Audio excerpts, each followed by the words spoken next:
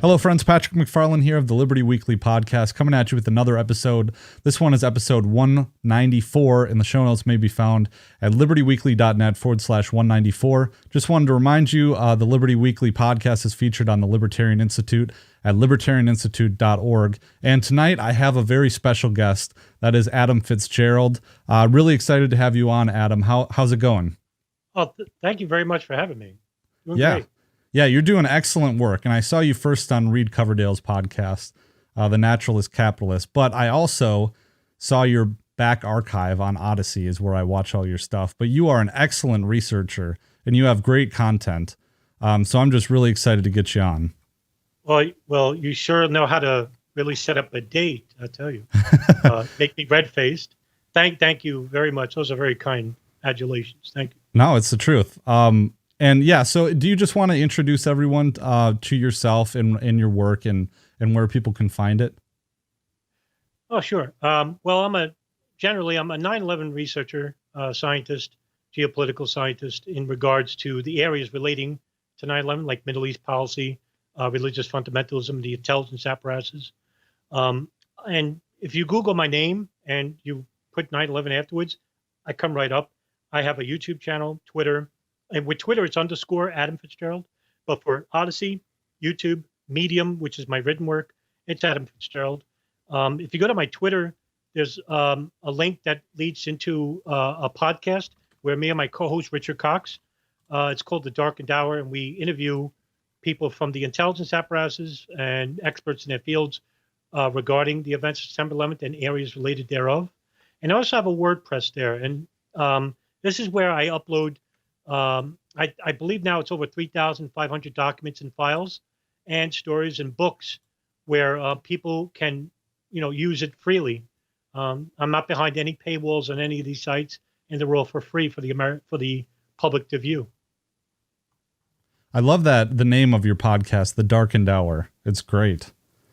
Yeah, it's I have to admit that I believe the issue of The Darkened Hour came up because of the nature of the topics that we speak on, which is, very dark.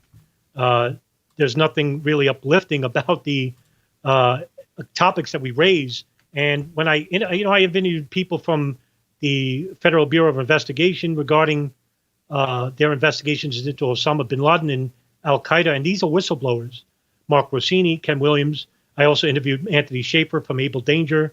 And the former Secretary of State advisor to Colin Powell, Lawrence Wilkerson, and Scott Horton of foreign policy analyst, and they all speak on the subject in depth. And a lot of the issues that they raise is quite worrisome to say the least.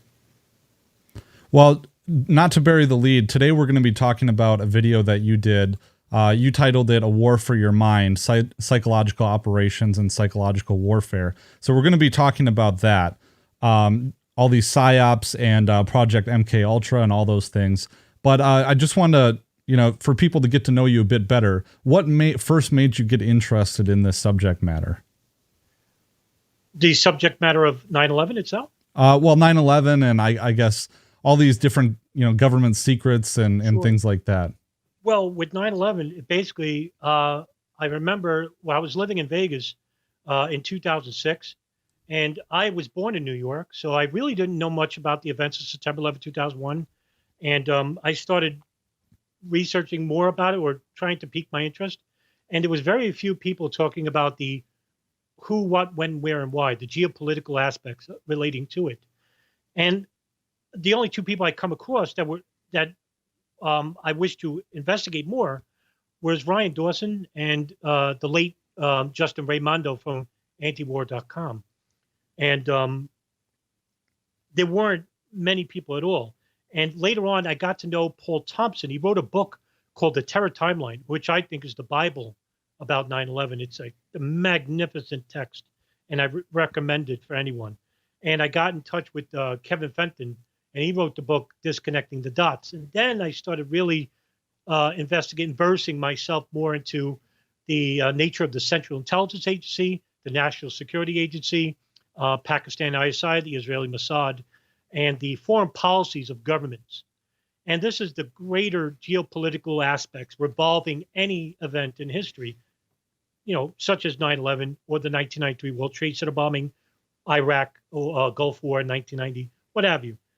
There's always something you could go back in time, because with every event there is a history, and you have to go back to understand the future or understand the present.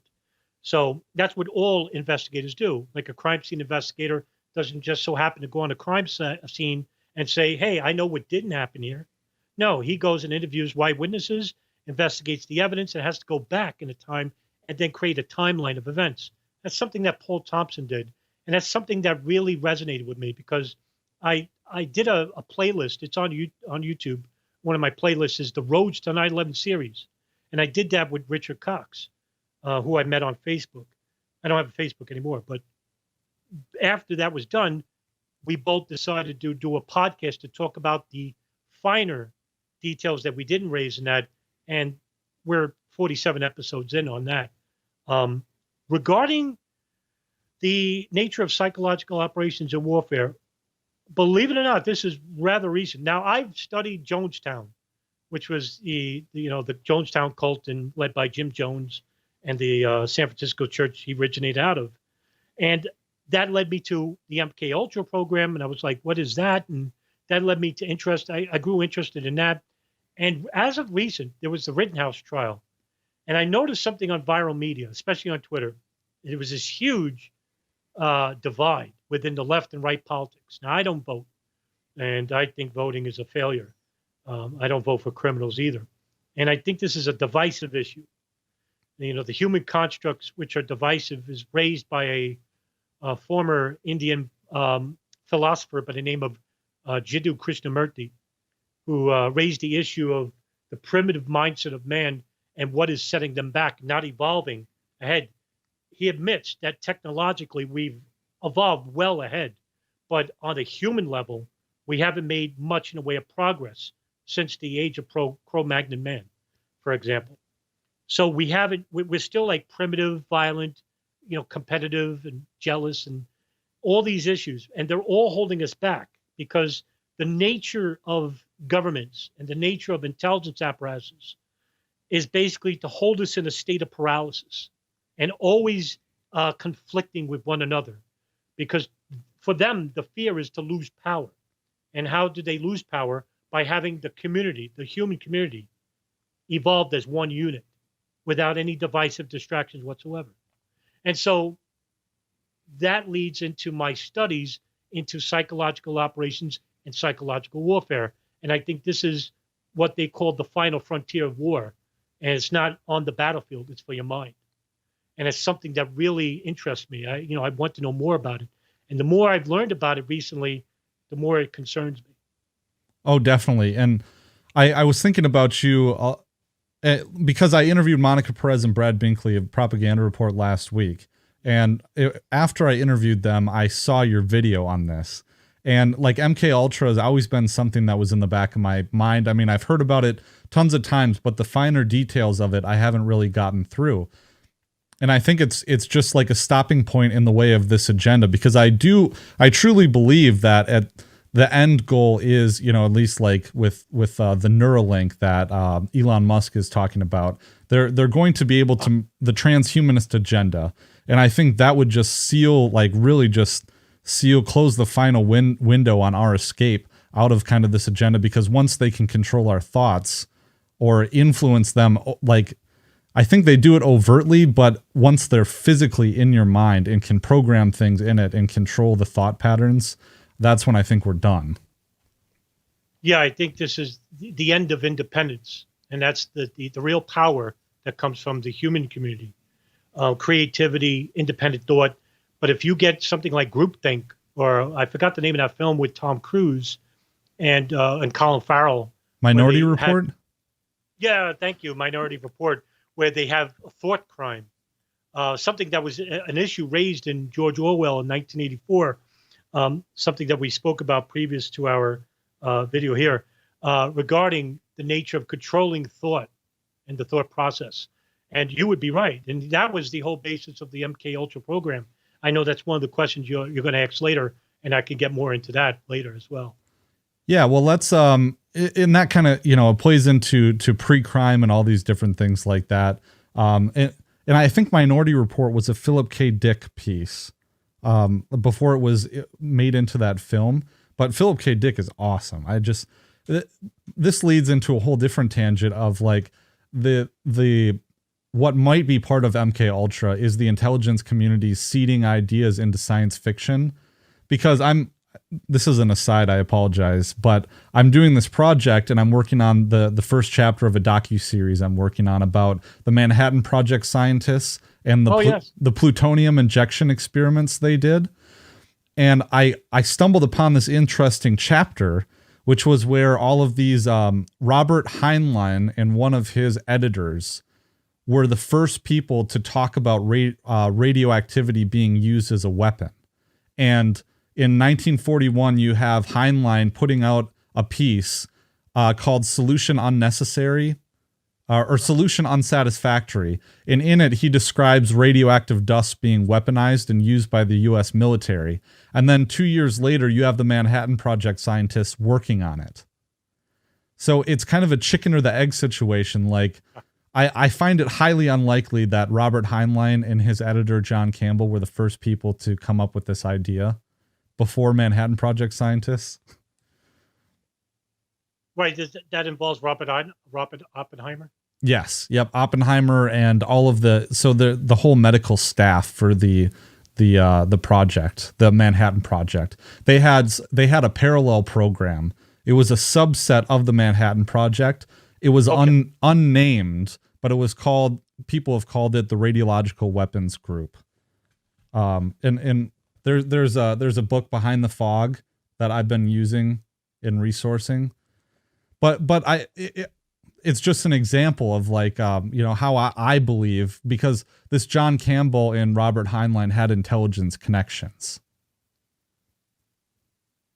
Was it through the OSS or the Office of Naval Intelligence? I mean, I would think so. And I have to be clear that this is speculation, but, and I haven't pulled the thread on this, but there was a listener I've been communicating with on Twitter, who was reading over my transcript for the episode, and he was talking about these connections that they have.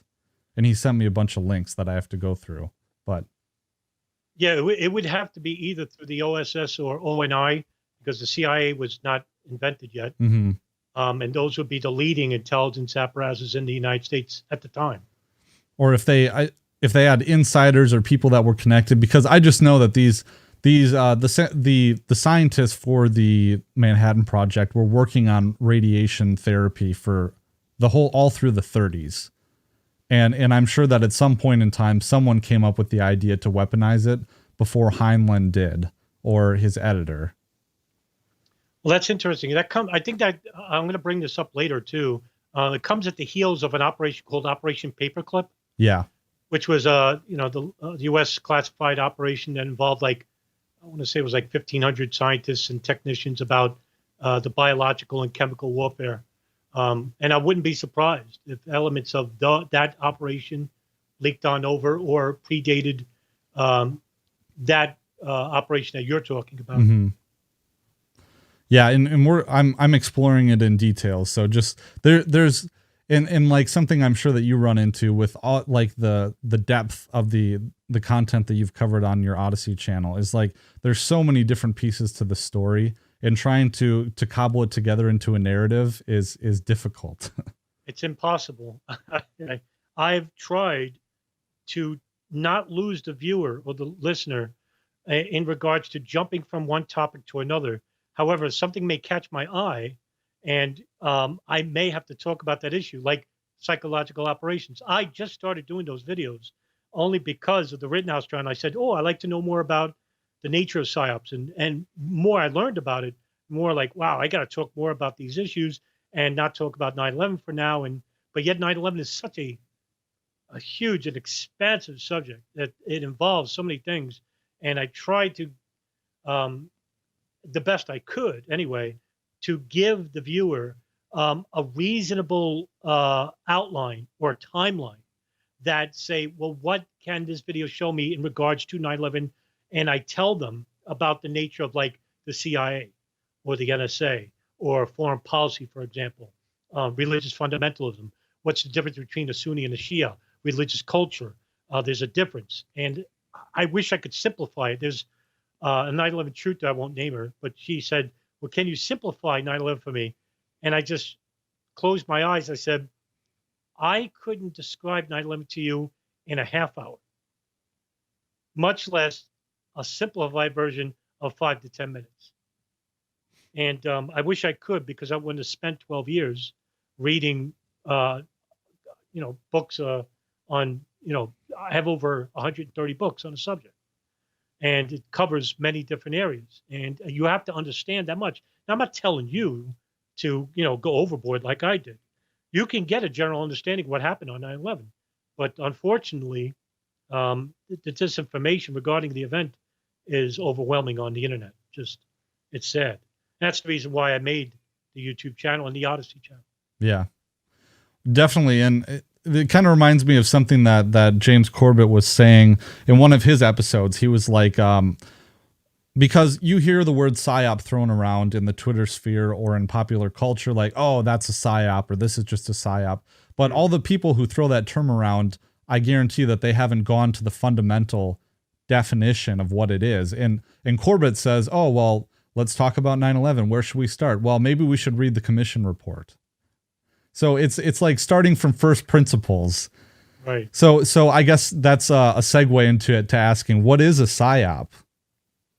Right. Well, I mean, a psychological operation, PsyOp in short, are operations that convey selected information to and manipulate an audience to influence their emotions, their motives, objectives, and ultimately the behavior of governments, institutions, groups, and organizations to a multitude of agendas, goals.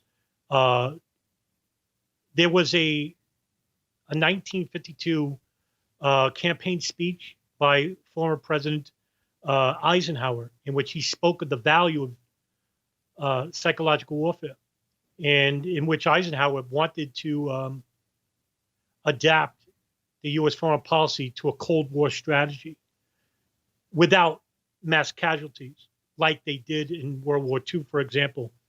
And the ultimate aim was to achieve hegemony or peace. So he authorized a plan that involved the U.S. military sciences, behavioral sciences, which ultimately involved the battlefield, not literally though, but of the mind of the enemy, and that is psychological operations. There are structures to a PsyOp task force, there are a multitude of different units within the operation. For example, you have a commander, and then a deputy commander. Then you have intelligence, and then distribution, dissemination, personnel, plans and programs, detachment units, production, development center, operations. A lot of people don't realize that these exist. Now, they may also operate within the unit, but they may not be aware of each one's capabilities. They may not be involved. And that's why you have different levels of PsyOps as well. But that's the general nature of what a psychological operation is. Now, there's also what they have, psychological warfare, which is the basic aspect of psychological operations. The techniques used for warfare are aimed at influencing a target's like value system, for example, or belief system, their emotions, their motives, their behavior, to manipulate the agenda and the goals of the organizations they're within, whether it be religious, political, other different agencies with different agendas. And they don't have to be large organizations at all. They can be very small ones. For example, a great example with this would be the I always forget the Wall Street protests. Oh, Occupy 2000. Occupy Wall Street. Thank you very much. By the way, I have short-term memory loss. No. Occupy Wall Street's a great example of this. I live in New York, and I remember viewing this. I saying this is a great agenda that they're working on. You had a lot of people that were involved in it. However, with large organizations, they're usually impeded or infiltrated by In this case, it was the Joint Terrorism Task Force in New York. It wasn't even the CIA or the FBI. So you have even local law enforcement who will do like psychological operations and warfare within these groups, and they basically destroyed the group from within. And Chris Hedges, from New York Times, former New York Times, he spoke about this issue greatly, about the nature of the Joint Terrorism Task Force and the psychological operations and warfare that were happening at Occupy. And he claims that this was the last really true movement, because every single movement since then has never worked. And basically what I would opine to the people is that if you ever have a movement or a group, make sure it's local, make sure they're small, and make sure the vetting process is to where that you're not involving anyone else outside of their borough, for example. So if you have a movement in a city, I would suggest going borough by borough, making small organizations with a coordinated agenda or a goal in mind. But they're all vetting process. Their vetting process is strict, and it has to remain local. Because if you create a large organization, create a large group, you're more easily to be a victim of the Trojan horse mentality, where the intelligence apparatuses or local law enforcement can infiltrate these groups, create dissemination and ranks within, cause turmoil, and the movement is destroyed. Yeah, and I think there's this tendency for people to, I know that I fall victim to this, is where I will just assume that the people conducting PsyOps, it's just one big monolithic entity. It's an amorphous thing. But one thing that I appreciate about what you do is that you've identified, like, yes, this is one group in New York City. It's the Joint did you say the Joint Operations Terrorism Task Force? Joint Terrorism Task Force. And so it's not always just like, oh, it's the, people use these groups interchangeably, or at least in their mind, they conceptualize of it as being interchangeable. That if the U.S. government, if there's a PsyOp, it's the U.S. government doing it, or it's the CIA or something like that. But I mean, you could even think about, you mentioned local law enforcement, like here, the county, the city police department will have informants, or they will have officers that work undercover or set up, controlled buys or something like that. So I guess we go all the way from the largest black operations that the CIA does across the world down to the smallest level of government in your municipality conducting operations like this.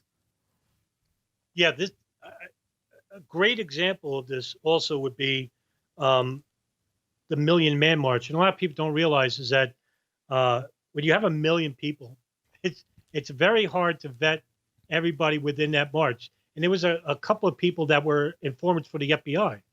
The FBI here in New York, basically, and I'm sure as well as in Boston, they involved themselves at the lowest levels in terms of organized crime, for example.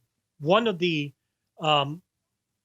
most egregious cases of this was involving an FBI agent by the name of Lynn DeVecchio, who basically had an informant by the name of, and he was a Colombo capo, and he was a notorious murderer, Greg Scarpa. And he was allowed to go on missions that involved a number of different people, because they were in a war at the time in the early 1980s, where he was killing people in the streets. And it was noted in the reports that, this guy's a C1 level informant, the highest level informant, because he was giving DeVecchio valuable information, not about his own crime family, but others.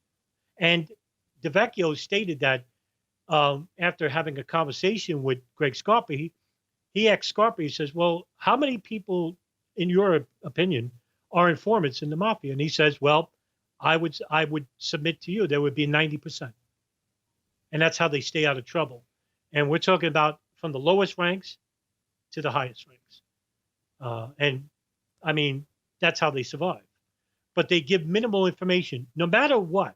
Even if it's minimal information, it's still information that serves to the purpose of either local or federal law enforcement or the intelligence agencies themselves. No matter what, the key issue is this: to collect information, because information is power. That's crazy to think about. That 90%. It's like, I saw you tweet about this earlier tonight. There was some people marched in DC today, the Patriot Prayer, the Patriot group, and I guess everyone is like, this was like the recent January 6th protests that everyone turned out to be feds, or that everyone looked like feds or something like that, that this Patriot March is that's what it is. So I know we've kind of dwelled on this, but what would you say is the general purpose of a PsyOp? Well, I mean, the purpose of PsyOps is to induce or manipulate behavior favorable to U.S. objectives. Now, in terms of the objectives, it's a very gray area, because one of the purposes of a PsyOp is also to deceive. Thus, even those who are part of the PsyOp itself or agency conducting the PsyOp may not be intimate with the actual objective themselves. So in other words, like I gave you an example about the psychological operations and the hierarchy of within it. Now, in each unit, they may know about what they're involving themselves in regarding the overall nature of the PsyOp, but they may not know about what the other unit is doing, because, as I'll get into this in a bit, there are different PsyOp colors, like black, gray, and white PsyOp, and I'll explain what those are. In that, one of those purposes is that one of the PsyOps has involving where one unit doesn't know what the other unit is doing. However, they both are part of the overall operation, which is really to protect one unit from the other in the hopes of, like, say, disseminating disinformation, in the hopes of, like, deceiving a country, deceiving an enemy, for example. May not have to be inside the United States. Very few, first of all, we'll get into that too, about the legality of operations in the United States. Yeah. But abroad, you're allowed to deceive the enemy and not have any rules or regulations about wherein, in which the operation itself, one of the main objectives during conflict is to degrade the adversary's ability to conduct or sustain military operations. So you want to destroy the enemy without engaging it in battle. So that was what I was talking about with Eisenhower, where he wanted to basically destroy the enemy without conducting or beating the enemy in the battlefield. I believe it's Sun Tzu who basically said that one not need destroy one's enemy, one need only destroy his willingness to engage, which is a great quote, by the way, in which the purpose of a PsyOp is not only is disruption, but to confuse and to protract the adversary's decision-making process, undermining the command and control of the enemy and whoever that is. There is also, like, strategic PsyOps. Strategic PsyOps would be, it includes, like, activities conducted by the U.S. government outside of the military arena. Though many utilize, like, the Department of Defense, the assets involved with it. These include, like, the Central Intelligence Agency is a great example. The Defense Intelligence Agency, the agency that many people don't know about, which is basically the Pentagon's own version of CIA. And there's only 2 books on the subject in the world about the Defense Intelligence. It's very mysterious and shadowy, and it's twice the size. No, I'm sorry, it's 3 times the size of the CIA. It has many more people involved with it, and its budget is really beyond, like, anything the CIA could even imagine. And it also involves local and federal law enforcement, something that I talked about with Occupy Wall Street. So you also have this to involve, because a lot of people, like, as you said before, they have this preconceived notion that this amalgamous agency or government is involved with all these different types of operations. And no, that's not the case. There is different types of PsyOps, there's different types of commands and structures, and there's different types of law enforcement and intelligence agencies, foreign and domestic, as well as the Department of Defense and the units thereof, who are involved with a multitude of operations. And I flashed on the screen here, you were talking about, is this the agency you're referring to? Because I grabbed one of the documents that you had cited in your video. Oh, yes. That's the Department of Defense PsyOp Master Plan. That's a very invaluable document, and it was unclassified a while back. regarding the nature of PsyOps. And it goes into detail. It gives you a summary about the different types of psychological operations, the strategies and command structures behind them. And it's not a very big, lengthy read, but it's a very informative, short-packed, informative read. And that's the reason why I put it in the description box underneath the video. Okay, and so you outlined a number of other the other types of psyops too in your video. So there was the operation psyop, and then let's see, you said strategic, right, already? Yeah. Okay, and then did you cover operational? Well, no, I could give you a brief definition. I mean, operational psyops are conducted across the range of like military operations, including during peacetime, where there's no conflict. And it's a defined area to promote the effectiveness of the joint force commanders of that operations in campaign and strategies. To understand the true nature of operational psyops, there's a document written by Colonel Frank Goldstein entitled Psychological Operations, Principles, and Case Studies, which is a definitive read regarding the effective certain psyops, like operational psyops, which are conducted including transitional U.S. military psychological operations, psychological dimensions regarding national strategy, and the definitions and objectives involving the political arena. And that's just a short definition of psychological operations. You mentioned tactical operations. Now, tactical psyops, the teams play a key role in establishing rapport with foreign audiences and in identifying key communicators in the use and achieving U.S. national objectives. There's a couple of units. Some of them are, I'll just name a couple. The integrates and, well, I'll talk about the objectives. Some of them are to integrate and execute in support of a joint special operations task force, the supporting of special forces groups in executing geopolitical combatant commanders' theater security cooperation plans, and the global support of war on terror. There's also a unit, I do have to mention, called the Regional PsyOp Team. I didn't mention this in the videos. I want to talk about this a little bit. The Regional PsyOp Team conducts military information support operations as part of the U.S. Ambassador's public diplomacy plan. And this is a military operation or even an allied coalition strategy involving like Canada or Australia. That's the U.S. coalition. These operations are often executed in the form of multimedia campaigns. And those campaigns involve a number of different types of colored coordinated psyops. And I can go into that if you want. Yeah, well, so we've defined the three different, kind of roughly the three different types, but yeah, we can go into the colors, and then kind of the history of some of these psyops. You've been providing great examples so far, but so in your video, you described white, gray, and black psyops. Yeah, well, white psyop is acknowledged as an official statement or act of the U.S. government, or emanates from a source closely affiliated with the government to reflect an official viewpoint. The information should be true and factual, so it's not meant to deceive. This is not a deceiving operation. It also includes all output identified as coming from U.S. official sources.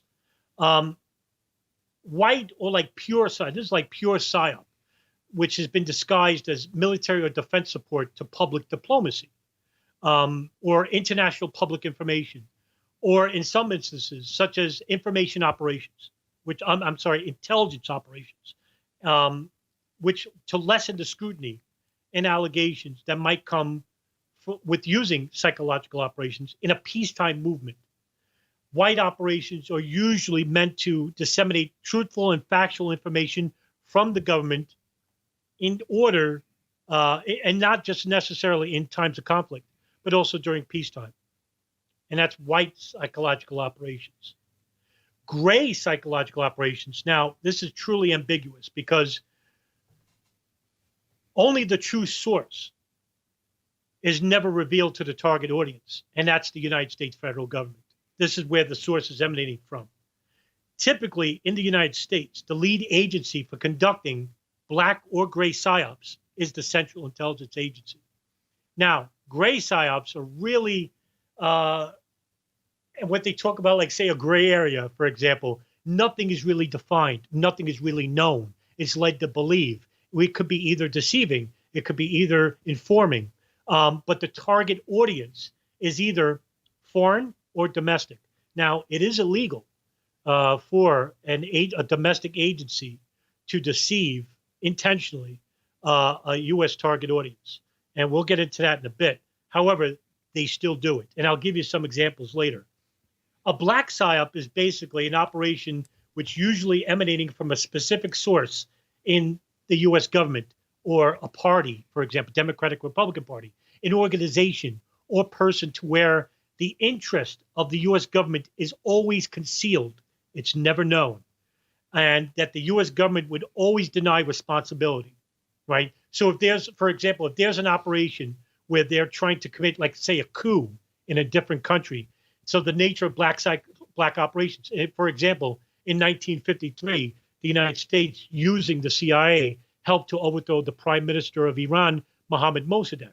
And it didn't come out till I think it was the Church Committee hearings, or maybe even just a couple of years after it, where it came out that the CIA was behind it.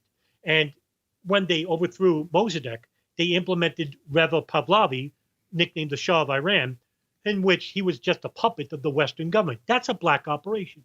The objective is deception. And that may involve a number of units who cannot interact with one another. I brought this up before, so that they would involve plausible deniability, whether it's coming from the government, the agency, even the units within the operation itself.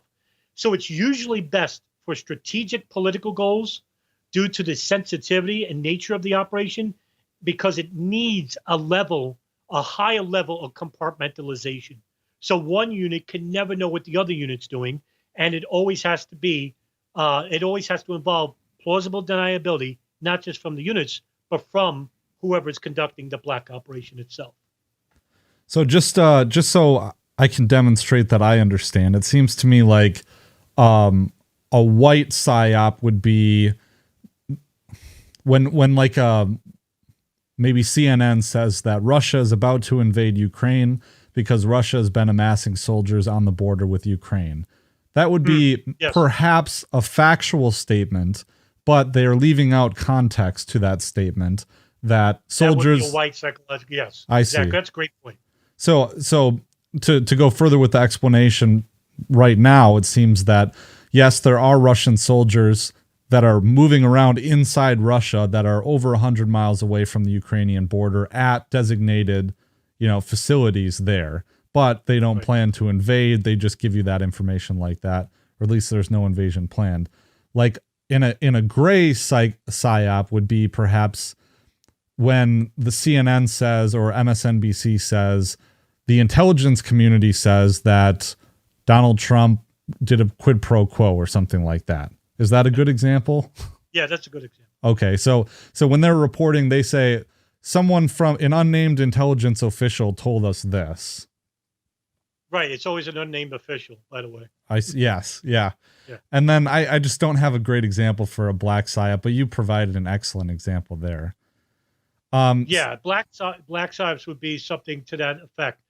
Also, something that Oliver Stone did in the film JFK, where he basically asserts that it is a black psyop itself, because one unit did not know what the other unit was doing.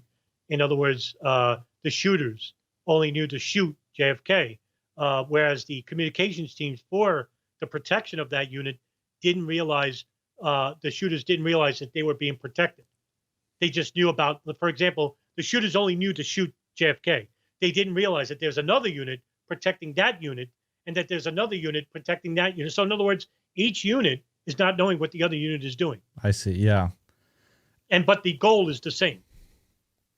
Or I cover this in this the documentary I'm working on. Is like in the Manhattan Project, not exactly a psyop, but everyone it was so compartmentalized, and General Leslie Groves had everything set up so that even the people working on the project didn't know what they were working on until they heard about Hiroshima on the radio. Right, exactly right. It's funny because more I learned about Manhattan Project, there was so many people involved, but each one was in a unit, just like I described above about what psychological operations in warfare, where they have units, and each unit did not realize what the other unit was doing. But the agenda is the same, the goal is the same, the operation, whatever it may be, is unmoved, whether the compartmentalization of units didn't realize what the other unit is doing, but they're all working on the same goal and agenda. Yeah, and at all these different locations too, it seems. I mean, the Manhattan Project, you had, UC Berkeley was working on that, the University of Rochester, University of Washington in St. Louis, and then there was the Oak Ridge facility, and then the actual Los Alamos facility too. And then I'm sure, different departments at the Pentagon, and there was something in New York City too as well. So it like all these abilities to compartmentalize this information and tasks. Yeah, I would agree. And that's the nature of psychological operations, right? Because when you try to explain the nature of warfare and psychological ops, warfare, and psyops, you basically get a deer in the headlights look. And that's the answer that you gave before, which is fitting, is that it's always an amalgamous agency and government that's involved in all natures of control. And it's almost like a will-o'-the-wisp type character. Whereas the danger is always there, you just can't see it. Right. Yeah. And I think we were talking too about, specifically you, before we started recording, you were talking about the 9/11 truth movement and all the misinformation and disinformation that's been disseminated. And it seems like with what I could broadly describe as the conspiracy community, it's always, the Illuminati or like you get that pop culture understanding of what like tinfoil hat people believe, but it really is such a complicated thing because you realize that, there's all these different groups of people that have different interests and they're competing with each other. And to make a libertarian analogy for red meat for my audience, it's like the production chain. You get iPencil. I don't know if you've heard of iPencil, Adam. No. I think it was Lawrence Reed wrote this piece called iPencil, and the whole lesson of it was that no one knows how to make a pencil. It's the anarchy of the market. So you have the lead coming from mines in Africa, or you have the wood being harvested in Finland, and the erasers coming from Bolivia or something. I'm rubber from Australia, and it all like no one exactly like it's not all coordinated like that. It's just the company orders these things from different places. Someone puts it together. But I think it's the events that happen in the world are very much like iPencil, is that it appears from a simple standpoint that someone is standing behind the scenes directing everything. But the reality is that you have all these, it's not that people don't coordinate together to achieve certain goals, but it's not one hand that's driving the world. It's the anarchy of all these different interests behaving within their own self-interests. Yeah, I think that's a perfect description of how not just the Department of Defense operates, but the intelligence apparatus and agencies affiliated with it. And I know you've done a lot of work on, specifically 9/11, but there were, and maybe this is my lack of understanding, but there's different rivalries within the, I guess you could say, the intelligence community. So like even within the FBI, there's different sects of people who are competing with each other for power and influence, not to mention between the FBI and CIA or all these, the Department of Defense and policing agencies, local policing agencies and stuff like that. Yeah. What the nature of 9/11 is that the intelligence agencies didn't have to do anything because the disinformation came early and fast, and it spread throughout the public, and it's still lingering in the truth movement today.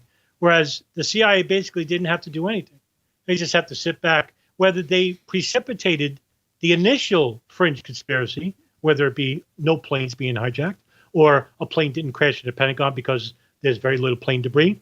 If they precipitated that initial thought into somebody, and that somebody then had a big audience and basically promoted that idea, Well, that person doesn't necessarily mean he's working for the CIA. He may be listening to somebody who's an affiliate of the CIA, or that may be he's an asset of the CIA without even realizing it. So that's the nature of psychological operations in warfare. In that, now here's a person who disseminates this theory and now catches on to a public who's ignorant about the events of 9/11, and it basically makes them think like, hey, by the way, yeah, there is very little plane debris at the Pentagon. Why is that? Well, I don't see that with many other plane crashes.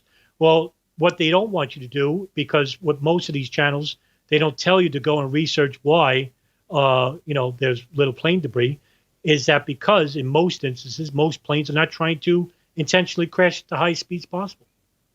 And you do have instances where that did happen. And I gave you examples before we talked, and one of them was PSA 1771, and the other was Germanwings 9525. And they were, they intentionally crashed the plane, and there was no bodies, it was very few fuselage. There was no landing gear, nothing that would look like a plane that crashed there. So all you need is a big, a channel that can reach a wide range of audience. Give him this information, and then that information then spreads to the public, and then they start spreading it themselves. So the agency just has to sit back and watch the disinformation happen. Now, I'm going to bring this up later on because one of the questions you asked was about how the intelligence agencies operate regarding information inside the United States. And one of my answers is going to be talking about one former CIA case officer who explained how the CIA does intentionally deceive the American public regarding intelligence, and it's manufactured, and most of it's false. Yeah, and I'm just trying to think of where. So, what are do we talk about the stages of a Psyop yet? Yes, we. Okay, and then so where are most of the U.S. Psyop units located in the military organizational structure? I know you were talking about, maybe we touched on this, is like the DoD, and you were mentioning like there's an intelligence service they have specifically. Well, most, if not all, psychological divisions in the military are within the United States Department of the Army. As of recent, in 1985, the United States Army Civil Affairs and Psychological Operations Command, which employs approximately 14,000 soldiers, and they have smaller units. And one of those units I brought up before, which was the IO, and I said it was intelligence operations. I got that wrong. Let me retract. It's information operations. And if you ever see IO, that's what this unit is. The information operations mission is to influence, disrupt, corrupt, or usurp decision-making of adversaries and potential adversaries while protecting their own units. They also have a psychological operations unit inside that unit, which supports national security objectives at the tactical, operational, and strategic levels of operations, which I named previously. Strategic psychological operations advance broad or long-term objectives. They're usually global in nature, and they may be directed toward large audiences or at key communications. And of course, one of those units is a video that you brought up in a bit, and a video I made, which is the 4th Psychological Unit, which I'll describe fuller later if you want. Yeah, well, I'm thinking like, do you want to dive into like MK Ultra and Operation Sure. Mockingbird and stuff? So let's start with MK Ultra. You had I think you had a separate video on this too, but what was MK Ultra? Yeah, I did, and that was a little bit a while back. This, by the way, this was a very one of my favorite topics. 9/11 being one, La Cosa Nostra being another, but MK Ultra, which I always involved the incident at Jonestown, which was a classic MK Ultra operation. For those who don't know about MK Ultra, it's a covert CIA operation, which was an illegal human experimentation program that intended to develop procedures using drugs like LSD, mescaline, that could be used in interrogations to weaken individuals and force confessions through brainwashing and psychological torture. And one of those operations, which wasn't an MK Ultra operation, but I'll talk about it because one of your questions is involving the Seer program. This by the way, this specific MK Ultra project was headed by an American chemist and a spy for the Central Intelligence Agency by the name of Sidney Gottlieb. But the project really began under CIA Director Allen Dulles in 1953. The methods that were used, well, the aims of the project was to attempt to produce the perfect truth drug or serum for interrogating suspected Soviet spies during the Cold War.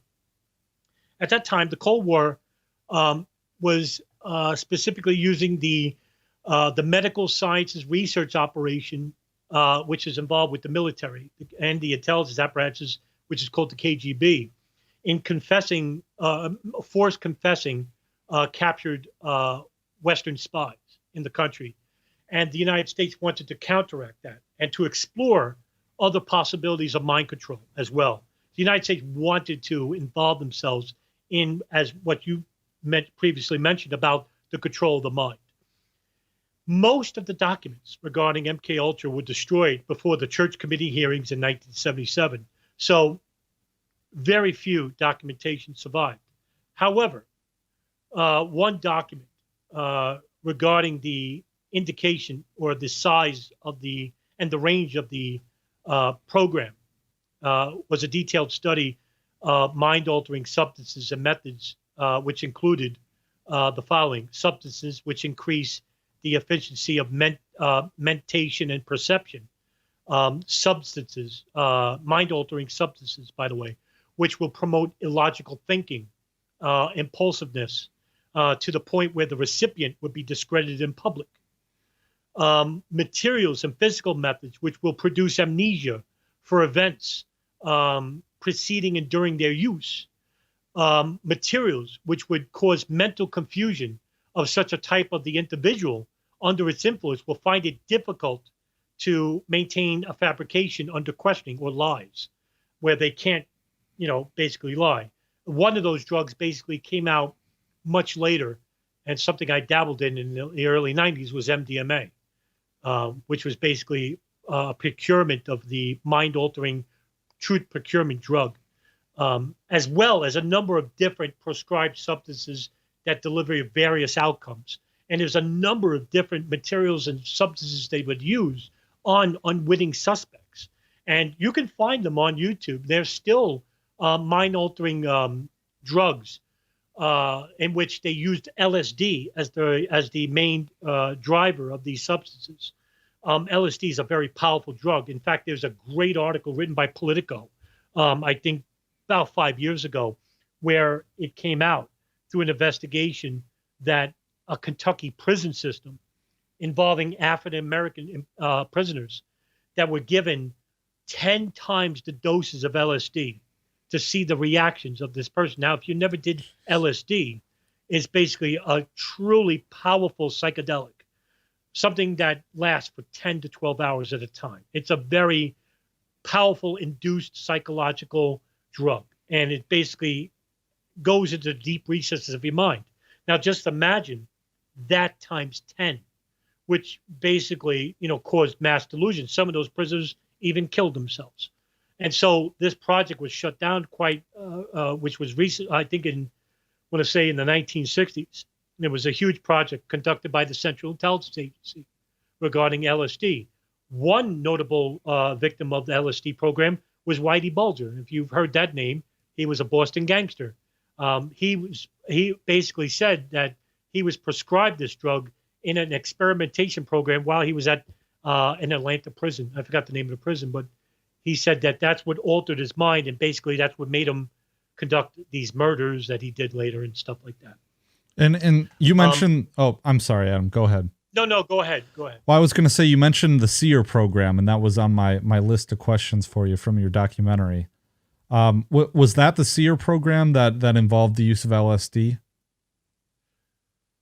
No. The Seer program, in its full name, Survival, Evasion, Resistance, and Escape, which is a training program used for special units in the military who are captured by the enemy and they survive the torture methods employed by the enemy. Oh, I see. Right. Yeah. However, in this context that you're talking about, which I'll get into too, it's the relevancy to your question is that the SEER program was regarding the aftermath of the September 11, 2001 attacks. This program was employed by the Bush administration, most notably the Secretary of Defense, Donald Rumsfeld, Vice President Dick Cheney, and the President, George W. Bush, in which the implementation of this program was conducted by the Central Intelligence Agency, which they wanted, by the way, the director was George Tenet, in which they wanted to authorize, they needed the White House legal counsel to authorize the use of torture to coerce information that captured detainees from Al-Qaeda or the Taliban or even innocent people in Afghanistan and in Iraq, to coerce information that they might be holding back in the nature of protecting national security. But due to the Geneva Conventions that which are they needed to bypass the Geneva Convention, so the White House, the White House lawyers such as John Yoo, authorized a paper, and which is public now, by the way, it's declassified. So the John Yoo paper, which was basically a legal attaché that legalized the use of torture by redefining certain meanings and phrases attributed to the Geneva Convention and to enemy combatants. So the CIA hired these two individuals by the name of Bruce Jessen and James Elmer Mitchell. And they're the ones who created the enhanced interrogation program, the enhanced interrogation techniques outlined for the SEER program to be used in this context. Whereas now they were using the torture methods, not from the enemy, but from the CIA on the preconceived enemies of Al-Qaeda and Taliban. But most of these people weren't Al-Qaeda. They weren't Taliban. They were just people captured in Afghanistan who were at odds with different warlords. And they were, sold at a price. So the enhanced interrogation techniques they used was waterboarding, slamming their heads on padded wooden walls, rape, hanging upside down by rope or wire, slapping, sexual abuse, even stress positions. One such example was when they captured the first alleged Al-Qaeda commander was Abu Zubaydah. And the first thing the CIA did, and it was, by the way, it was the FBI who was interrogating him, and they were getting somewhere with him, but the CIA intervened. And George Tenet basically went to Bush and said, we need to be in charge of interrogating Zubaydah. And the first thing they did was basically put Zubaydah in a coffin. And they found out he was scared of bugs. So they put him in a coffin filled with bugs, spiders, tarantulas, non-poisonous, and beetles for 24 hours straight. For what? Oh, God.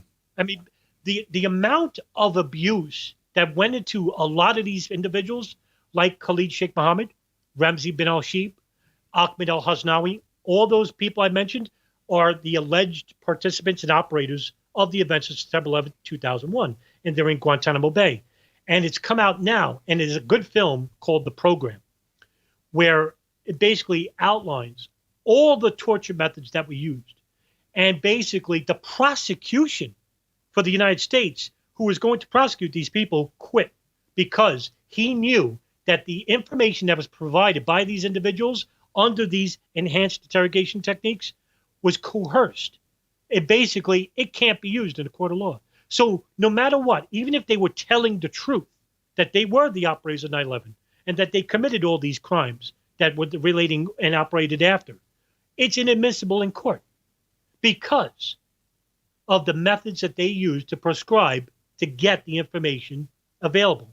And the Senate Select Committee did a report in 2000, I think in 2006, in which I'm currently uploading on my WordPress, where they outline the nature of the program, the enhanced interrogation techniques, the methods used, which are, if you read in detail, will completely shock your mind. It's absolutely abhorrent. Yeah. And I can't believe they got away with it. And there's so many people that were involved with the program, not just the CIA, but also the State Department as well. And yes, not everybody in the State Department even knew what was happening. Just like we talk about with psychological operations, where one unit doesn't know what another unit is doing. And that's what happened with the Seer program. Yeah. And my knowledge about the specifically Abu Ghraib and some of those black site torture facilities. I wrote an article a few years ago when Gina Haspel was named was she the CIA director, right? Yes. So she was named, and then I wrote about how didn't she oversee the torture of Abu al-Libi? Yes, Sheikh Ibn al-Libi. Okay. I get the names wrong. Sorry. And so that's all right. What was he the one that was used to justify the sinister nexus between bin Laden and Saddam Hussein? Yes, that is a great question, by the way. It's something that many people don't even know about. The Sheikh Ibn al-Libi is I want to say Lebanese or Jordanian terrorist, alleged terrorist, in which he was captured and he was captured in Egypt. And he was deported to the United States. I'm sorry, no. He was captured in Egypt, and he was questioned by the CIA. And the first thing they did was torture him. And they tortured him to confess, to make a confession about alleged contacts that he witnessed regarding Ba'athist officials under the Hussein regime in Iraq and Al-Qaeda officials, Al-Qaeda operators, in obtaining chemical and biological weapons. This information, along with information that was also used by the Israeli Mossad regarding Mohammed Atta and a meeting in Prague about meeting Ba'athist officials and chemical weapons. But it was Sheikh Ibn al-Libi's torture and his confessed torture and information, which was used in the United Nations Security Council memo, which was read by the Secretary of State, Colin Powell, who was sitting right behind him, the CIA Director, George Tenet. I've interviewed the assistant to Colin Powell, Lawrence Wilkerson, on the Darkened Hour, and this came up. And he basically told me something very interesting, in which he said that during the discussion about using Sheikh Libby's confession, which was made under torture, Tenet basically left the room and he was talking on the phone. And they were all waiting on him because, this is going to be the basis for the invasion of Iraq. And he basically came back and said, use it, use the information. In other words, use information which was not verified and not vetted, and which later turned out to be false, because after the invasion of Iraq, they went back and they interviewed Sheikh Ibn al-Libi. And they said, why did you lie to us? And he basically told the truth. He told them this. I told them whatever they wanted to hear to get them to stop torturing me. Of course. So what happened to Sheikh Ibn al-Libi? They found him hanged in a cell. Yeah. So he was dead. You talk about black site torture programs. Well, there's a number. And one of the best books on the subject was written by Steve Cole. And I'm drawing a blank about the book, and I shouldn't, because it's one of the best books on the subject. That's all right. I'll look it up. Yeah, I'm sorry. I have to apologize. It's the best book on the subject, in which he uncovered the nature, the governments regarding who is behind these black prison systems. And the name of the book is Ghost Wars. The countries, and by the way, this was broke by the New York Times in 2005. The secret CIA facilities in countries like Thailand, Afghanistan, Poland, Germany, were housing what they call CIA black sites, where these countries that don't have like the Geneva Convention that would protect captured enemy combatants about being mishandled and mistreated. Well, there was a small center also in Guantanamo Bay Prison in Cuba, and according to current and former intelligence officials and diplomats from 3 continents who did investigations of their own, they broke the story about the prison systems and the existence and locations of these facilities, extra facilities in these countries, also remain classified to the present day. And they're only known to a handful of officials in the United States government, and usually only to the president and maybe a few of the very top officials like the CIA or the Defense Intelligence Agency. And these sites where torture procedures can go unpunished from like independent inquiries, which do not have the laws, like I said, the Geneva Convention against the use of torture. And that's why they went to the countries. There's a saying in the intelligence community where they said, if you want to coerce information from a detainee, send them to Jordan. But if you want to kill them, send them to Egypt. And they have some of the most brutal intelligence apparatuses. One of them, which is now defunct, which was the State Security Investigation Services, the SSI in Egypt, which was quite literally the worst investigation services, intelligence services in the world. And they got their practices involving torture from the KGB. And when you look at the history of the KGB and the SSI and the Pakistan ISI or the CIA or the Israeli Mossad, they all have like a link to each agency about where they practice these barbaric torture practices from. And they all learn from one another. And that seems so strange, doesn't it? I mean, that the KGB, would they have learned these things after like kind of the fall of the Soviet Union? You know what I mean? Because it seems strange that I get what you're saying. Well, I'm glad you brought this up too, because the SSI intelligence arm were torturing individuals. Now, I know you know the name Ayman al-Zawahiri. Mm-hmm. Ayman al-Zawahiri, who's the second in command of Al-Qaeda. He's the leader now.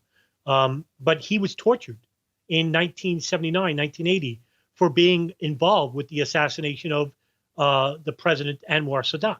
And they tortured him for months. And they, used electric shocks to his genitals. They hung him upside down for days. I mean, the torture basically created the atmosphere, this fervent atmosphere of religious fundamentalism. Whereas, for example, the group that he's involved with, which is called the Egyptian Islamic Jihad, this group basically arose out of the barbaric practices under the government of Gamal Abdel Nasser, who was the president of Egypt. And he's the one who authorized and gave full autonomy to the SSI, the intelligence arm, in about how to conduct and control the minority populations or the militants, the religious militants that were very nondescript. They weren't even powerful back then. But because of their barbaric practices and because of the outrage that was coming from within, say, just Egypt alone, basically created these groups like Gamma Islamiyah or the Egyptian Islamic Jihad, which didn't exist before. But because of the intelligence services that created the atmosphere by torturing these people who were considered dissidents in their own country, now times that by 10. You have Iraq, Afghanistan, Algeria, Iran, for example. All these countries were basically enjoying this Western way of life, socialism, for example, which was predominant. It was called Arab nationalism. Now, I did a couple of videos on this, whereas militancy never existed. But because that they had a repressive regime, some of them, they used the intelligence arm to squash dissidents. And because they did that, it gave rise to the atmosphere of religious fundamentalists. And so that's why these countries now have a problem.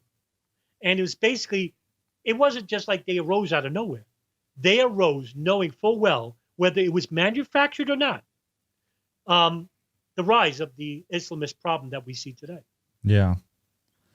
But to go back a little bit, though, we were talking about the KGB.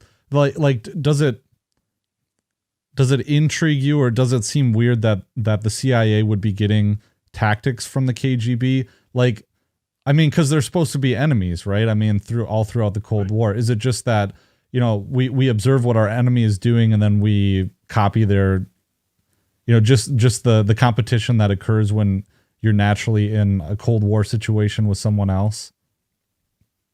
The enemy of my enemy is my friend. Yeah. And so what we have, a great example of this would be the United States. I was going to talk about this later, but we could talk about it now. Sure. Which was an operation called Paperclip, which involved the recruitment of certain members of the Nazi regime, including the scientists, the analysts, the intelligence arm, involving them and giving them full carte blanche, innocence of their crimes. And their crimes were numerous. And I think it involved 1,500 leading scientists and intelligence operators. One of them was Reinhard Gehlen, who was head of the Nazi intelligence division. So notorious was Gehlen, and so powerful was his unit. And I can't remember the name of it. Forgive me. The name of the unit that he was involved in. That the United States basically took his entire unit and implemented it in the Office of Strategic Services, and he was given powerful full autonomy to live inside the United States. And I think the city he was living in was in Chicago, was it Detroit? They gave him a house, and they allowed him to live inside the United States. And that's just one person. And think about 1,500 people in which the ideology we're at war with in Germany, which is National Socialism, and here we are recruiting people who we are considered the enemy. However, it's the information that they have which could be proved beneficial in the broader geopolitical context of the United States in quashing dissidents.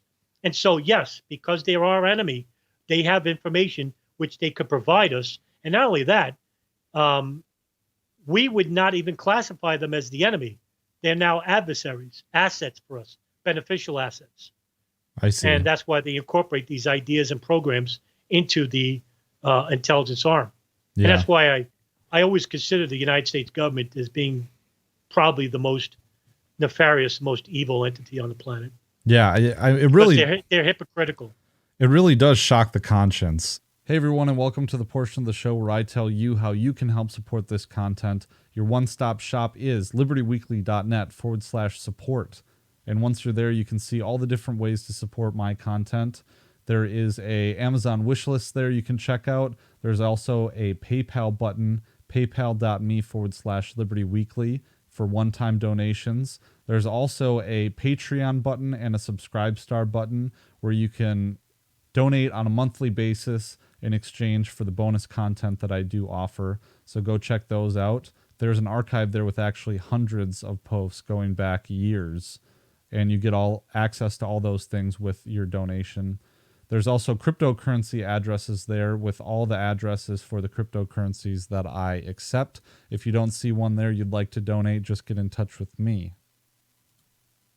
And if you want access to bonus content but you don't want to pay a monthly fee, you can go over to Odyssey, libertyweekly.net/Odyssey, ODYSEE, and you can purchase my bonus content there a la carte, and you can purchase it for LBC, which is the cryptocurrency that the website runs on. The best deal for subscribing and getting my premium content, though, is to go to rockfin.com, ROKFIN. You can, for $10 a month, get access to tons of your favorite creators.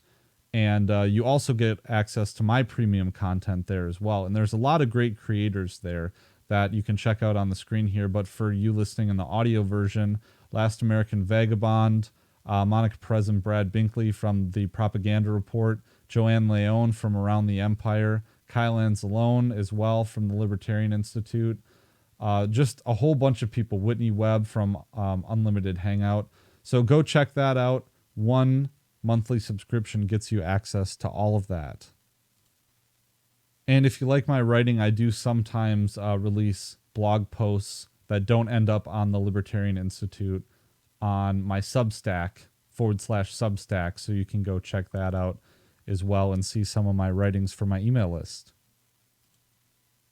And of course, the Liberty Weekly podcast appears on the Libertarian Institute at libertarianinstitute.org, alongside other fine podcasts, Scott Horton, Pete Quinones, A Free Man Beyond the Wall, Conflicts of Interest with Kyle Anzalone, Don't Tread on Anyone with Keith Knight, my show, and also Year Zero with Tommy Salmons. So go check out those other fine podcasts and help support the Libertarian Institute, libertarianinstitute.org. Thanks, everybody, and back to the show. Okay, so we were talking about Paperclip, but you had also mentioned this connection between, was it Unit 731, the Japanese, and was it the intelligence service, or like, this is the rape of Nanking, right? Yeah. Or am I getting those mixed up? Right. Okay. Yeah. Well, this is one. I'm glad. It's a great question, by the way, because one unit that basically everyone knows about the Nazi scientists like Joseph Goebbels. Um, uh, I forgot the other one. I'm forgetting his name. But there's one unit that basically is absolutely ignored. Now, there's there's an author and research analyst by the name of Jeffrey Kay, and he did probably the best article I've ever read regarding the Japanese biochemical unit, Unit 731. Now, there's also another journalist who spent years investigating the program of Paperclip. His name is Stephen Kinzer, and he talked about MK Ultra. He did a great piece on MK Ultra, which was basically a continuation of the work between Japanese and Nazi concentration camps and their scientists. And not only was it roughly based on those experiments, but the CIA actually hired the vivisectionists, and forgive me, I have a New York accent, so the vivisectionists and the torturers who worked in the Japanese Unit 731, which was a covert biological and chemical warfare research unit under the Imperial Japanese Army, which was headed by General Shiro Ishii, and as well as the Nazi scientists involved with Operation Paperclip. And if you ever research Unit 731, it will pale in comparison. The Nazi concentration camp scientists will pale in comparison to this unit. There have been movies which were done under the guise of showing what was headed on this operation.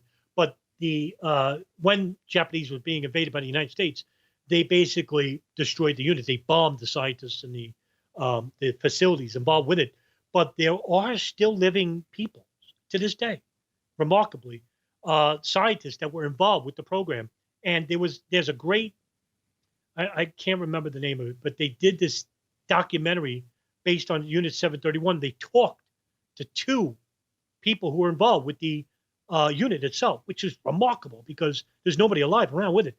They found two people, and they basically said that these people that they tortured on were basically farmers from China, because the Japanese and China were at war, and they would put them on these operation tables, and they would conduct live operations on them without using anesthesia, and they would remove organs from them. And what this was trying to do was basically to see how long the human body would survive if they were to remove a certain organ. One example, would even worse, was when they were dropping smallpox on farmers in China to see the effects of biological operations. In other words, what they were trying to do was trying to make a chemical bomb or a biological bomb involving a dangerous chemical or a dangerous virus. And so the United States caught wind of this, and they started implementing the scientists in 731 into their own biological and chemical warfare units. So you would think that the United States would basically destroy these units because, these units are evil. They were actually recruiting them. Right. And at the same time that we're doing the Nuremberg trials. And well, exactly. Yes. A little bit. And someone pointed out to me that the Soviets were instrumental in doing the Nuremberg trials too. But yeah, I mean, it's really, it just, and this goes along with like what I'm researching too, is this radiological weapons program and all the plutonium injection experiments that they did. And I uncovered, I'm in Wisconsin. You mentioned your New York accent, but I'm in Wisconsin. We had so that one base that they're talking about where they're taking a lot of the Afghan refugees right now, Fort McCoy. Yes. Fort McCoy in Wisconsin is mentioned in this book, this one that I brought up earlier, Martino Taylor, Behind the Fog. It kind of goes into the St. Louis. In St. Louis, they were spraying chemicals in the air, this zinc cadmium sulfide. I don't know if you ever heard about that one. No, I have not. So during the Cold War, the chemical weapons unit and as a part of this radiological warfare program too, is my understanding, they were taking this agent, zinc cadmium sulfide, and they took them to 30 cities around the United States, and they told everyone that they were doing this as like a Cold War screening test to see if they could screen these cities, a smoke screen in case the Soviets came and bombed. That's what they told the American public when they questioned them about it. But what they were really doing is they were spraying zinc cadmium sulfide in the air as a biological tracer experiment to see that if they were to drop, to see basically how biological agents disperse throughout a community. So they chose cities in the United States that resembled cities in the Soviet Union. The biggest one was St. Louis, and they did this in Minneapolis too in like the 50s.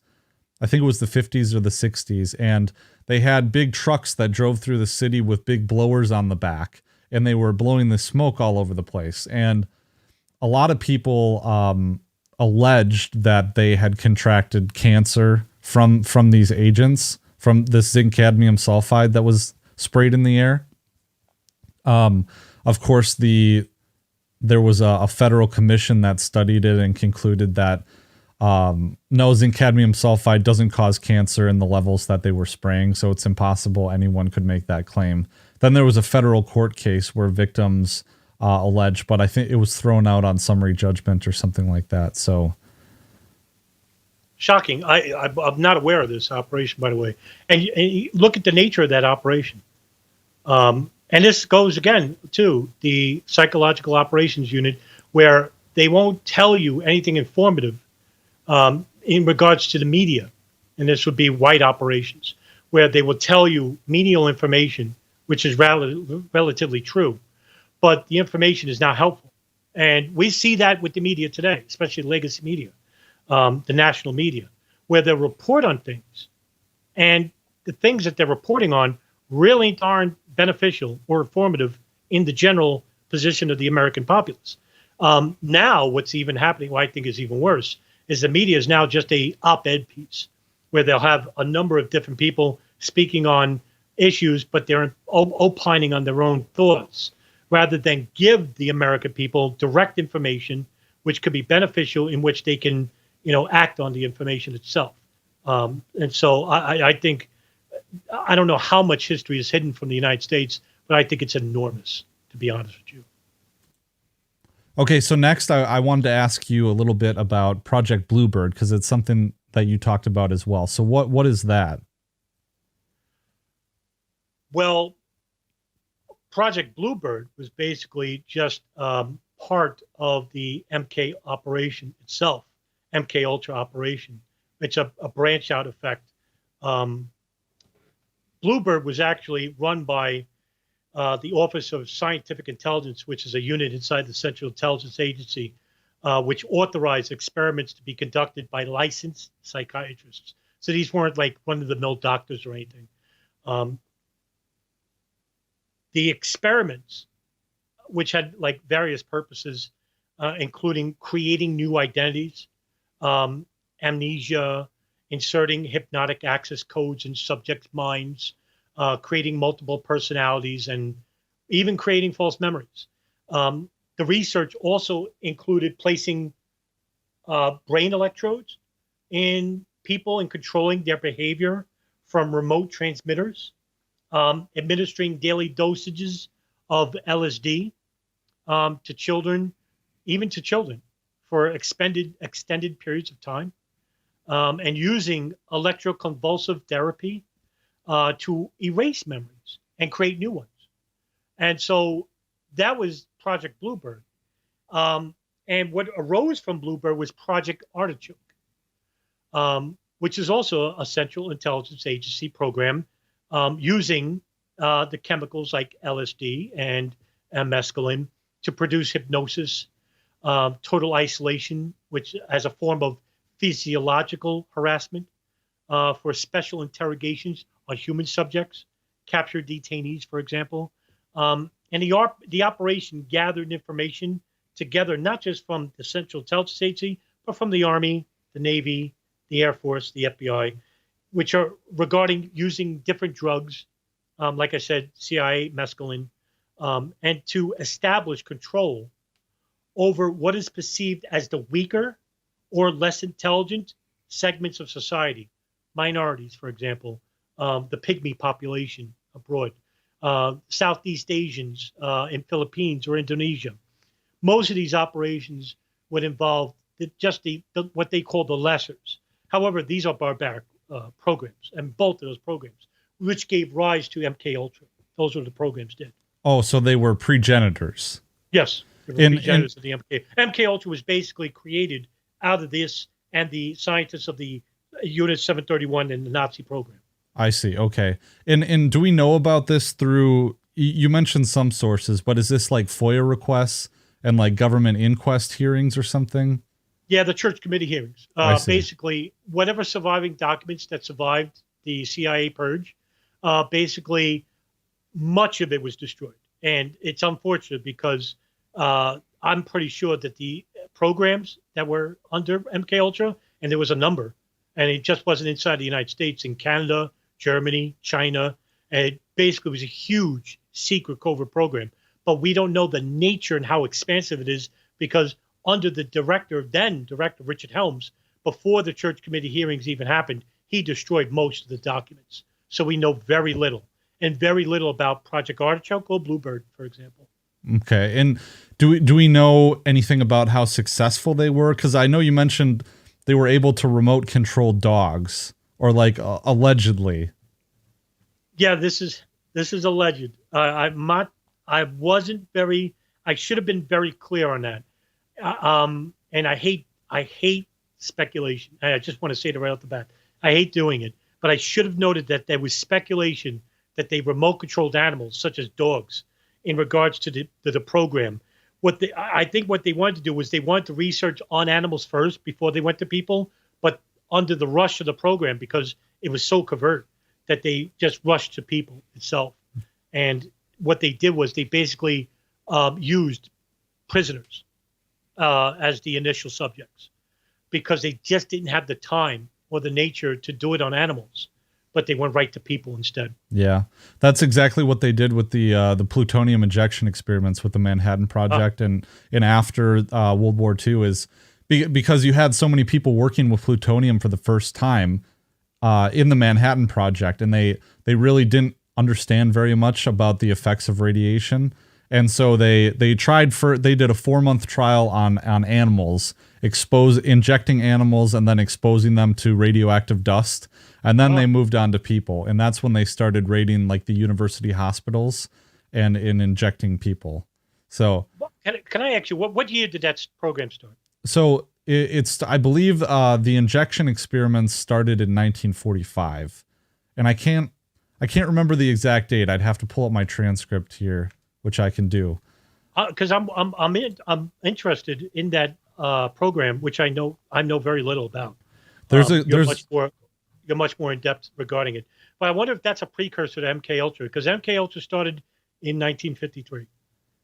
So these began in, let's see, March 1945. So a little bit earlier in 1945. Let's see. Just a few days. So this was, they're communicating with Oppenheimer about starting this. They called it radiation tracer experiments. Right. Yeah. So I think it was like early 1945s. That's when the first injection under the Manhattan Project occurred. Right. This would be under the Office of Strategic Services, the OSS. And right after that became the Central Intelligence Agency. So I would submit to you that probably you could find links between William Donovan, the head of OSS, and Alan Dulles of the CIA, because that's who Alan Dulles learned from. So I would be remiss if there wasn't a connection between that and MK Ultra, because it sounds so similar. Doesn't it? Yeah. And they, of course, they tried to hide it under the guise of like, even though it's a secret program, they still say, oh, this is being conducted under the health district of the Manhattan Project. Like it's all the health departments is what's doing it. But all these scientists that they recruited to do this project had all been experimenting on humans with radiation throughout the 30s. Like, not a lot of people know these names, but Dr. Joseph Hamilton and Dr. Robert Stone, they had experimented with I think it was the Lawrence brothers who had invented the cyclotron. I hope I'm getting my name right. Ernest Lawrence. And so they were all working together at UC Berkeley. And it started with like, they injected leukemia patients with radioactive sodium. Then they were treating with radioactive phosphorus. There was like a thyroid experiment where they would do that. And this is Robert Stone and Joseph Hamilton. And then Louis Hempelman, who was the director at the Los Alamos facility, he was the health director of like the whole Manhattan Project down there. He had been injecting people with radioactive material as well, even before he started working for the Manhattan Project. And it's unclear. Yeah. It's unclear if these patients knew what they were being injected with. Robert Stone did this whole experiment where he took the cyclotron at, it was the UC Berkeley cyclotron that was at San Francisco, the San Francisco campus at the time.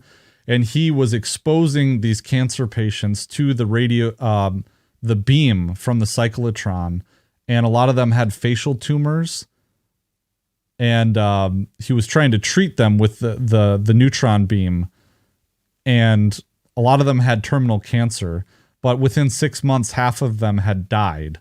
And it was, of course, they all had terminal cancer.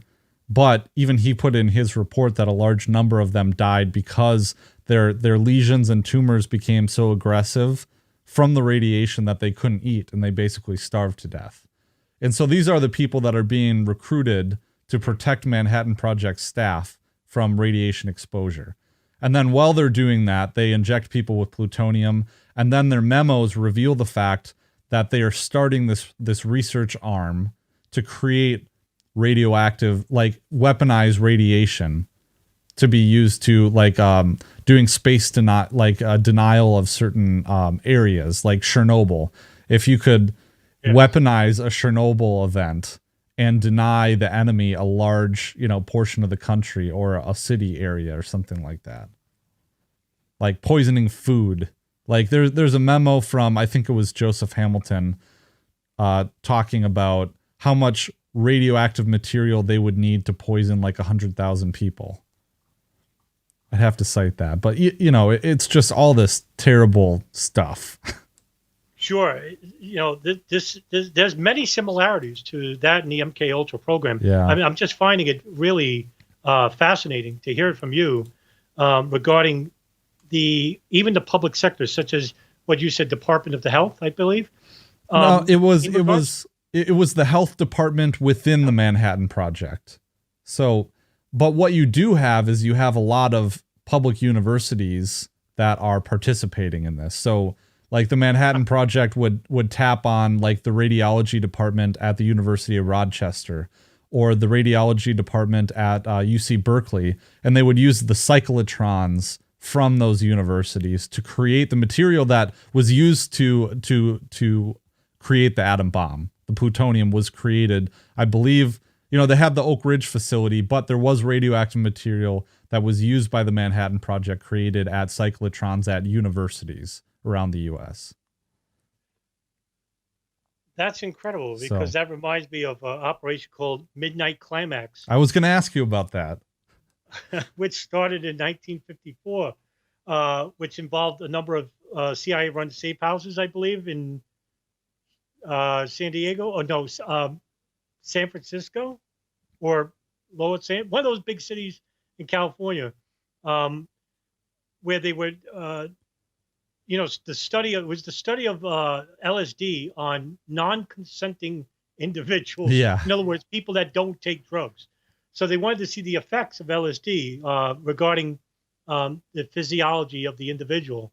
And they went to like these brothels. And some of them were universities as well, where they would sit next to a person who was drinking a soda or somebody who was drinking water, and they put in a tab of LSD or an elevated LSD, like the surgic acid droplet or tab, or as a tab, and they would see the effects from a division. It's very weird. And this operation is not known for a lot of people. And the people that were involved with it was a number of psychologists. And these were like not anything to do with Central Intelligence Agency or anybody. These are licensed psychologists. These are moral people you expect that were involved as assets for the Central Intelligence Agency involving this operation, whether they were wittingly doing it or not. But it's interesting to note that that fits right and well with psychological operations, where one unit of people is not knowing what another unit is doing. So that's similar to that operation itself. But then, also too, there are other operations that we don't even know about, and Of I'm course, pretty yeah. sure that there are ones that are currently happening now, and whether it's from the COVID pandemic or from the continued mass media deception that are happening right now. Now, you spoke about the validity, whether it's legal for the intelligence apparatuses to conduct psychological operations inside the United States. Technically, no, they're not allowed, but they do it anyway. And it was a story I put in the video regarding a group called the Fourth Psychological Network, if you want to talk about that for a bit. Yeah, sure. Go ahead. Yeah, this is interesting. The Fourth Psychological Operations Group is a unit in the U.S. Army, which is used for psychological operations. The unit is to deploy anywhere in the world, even on short notice. And what they do is they plan, develop, and conduct psychological operations in support of their commanders, the coalition forces, or even other governments, foreign or domestic. So, I mean, you just don't know what type of operation, and it's directed by the National Command Authority. In 2000, it came to light that soldiers of the Fourth Psychological Network began interning at the cable news network, CNN, and the National Public Radio, NPR, during the late 1990s. And the program was an attempt to provide psychological operation personnel with the expertise developed by the private sector and its training with industry program. And also the corporations. We're talking about the corporations that are affiliated with national media. The program caused concern when it was found out about the influence these soldiers might have had on the American news, and the programs were terminated. Now, it is illegal, like I said, for U.S. intelligence agencies to conduct Psy-Ops inside the United States. But this is really a gray area because, yes, technically they're not supposed to conduct psychological operations against non-wartime populations like the American people, but they do. On February 23rd, 2011, Rolling Stone reported that Lieutenant General William Caldwell, the commanding general of the 82nd Airborne, and a three-star general in training Afghan troops, commanded the Information Operations Unit that I talked about. And this cell was to target congressional delegations visiting the base as part of a campaign to manipulate the perceptions and opinions of U.S. senators regarding the Afghanistan war. That's psychological operations. This would be in direct violation of not just federal law, but also the Department of Defense guidelines. So here you have, again, a unit inside the Department of Defense not knowing that there's a covert unit, which is the Fourth Psychological Operations Division, trying to manipulate U.S. senators to support the war in Afghanistan. Now, the program was basically uncovered by Lieutenant Colonel Michael Holmes, who, by the way, because of his whistleblowing, was subjected to retaliatory investigation and reprimand by the Department of Defense, no less, which is, like I said, it's hypocritical. But yeah, that would be a small unit. By the way, they're a small unit of the 4th Operations Command. And that sounds a lot like Operation Mockingbird, but that's that's a whole different thing because Mockingbird was what, like the 60s? Yeah, it was a large scale program of the CIA that began in the early years of the Cold War. I see. Okay. And that was to influence the media, right? Yeah, manipulate the news media for propaganda purposes, whether it be for foreign or domestic purposes and agendas. What they did was, let me talk about this for a little bit because I posted a video regarding an operation which was Mockingbird. The operation was explained by a former Angola station chief, John Stockwell. I don't know if you heard of him, in 1980. And he explained in this interview, and I implore everybody to watch it. he explained how the CIA would build relationships with leading journalists, U.S. journalists, and get them interested by supplying them with factual information at first. And they would be interested. Oh, wow, we have a CIA officer who's giving us information. However, the information wasn't too sensitive. In other words, it didn't involve like covert operations. It would be just general information, but still would get the interest of people. Now, once they were hooked in, they would supply these journalists with false and misleading information. So this misleading information would be posted, say, in a newspaper in Africa.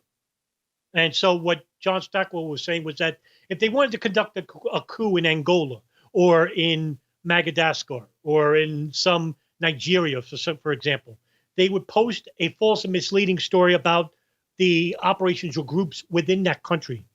And that paper would then have like news agencies like Reuters or Associated Press then post that story, which is manufactured by the CIA. That story is now posted inside the United States. So they would republish them here in the States, and most of the information is shared by the CIA, and most of it's false. So, in other words, the CIA would hook a journalist, get him on his side, and with unwittingly, he's not a CIA asset. He is an asset, but he's unwittingly knowing asset, and he's publishing information which is either misleading or intentionally deceiving the public or just outright false information. And what this did was not manipulate the American public, but also cause dissemination, civil wars, coups in the countries that they wanted to conduct in these operations. So that was the nature of Operation Mockingbird. Two bird, one stone. Very much so. Yeah, and that's what they think. There's foreign policy analysts within the CIA, not just in the State Department, that think 10, 20 years down the road. They're not like us where we think of like one day, the second day, a week. These guys plan out years in advance. Yeah. And I think that's really instructive too, because at least in popular culture, you'll have people like on Twitter in the Liberty Sphere. And I'm not like referring to anyone in particular with this, but I do it myself. I say, oh yeah, well, we see something going on in the media and it's clearly a psyop, or at least we feel that way. And we'll just call it Operation Mockingbird, right? Or you'll see a meme or something like that. Well, no, Operation Mockingbird was a thing, a specific thing. Right. That when you just call something that you see, on media in 2021, Operation Mockingbird, well, no, it's not. Right. Right. Unless you think it's still going on. But I'm sure there is media manipulation going on. We know that, but it's not Operation Mockingbird.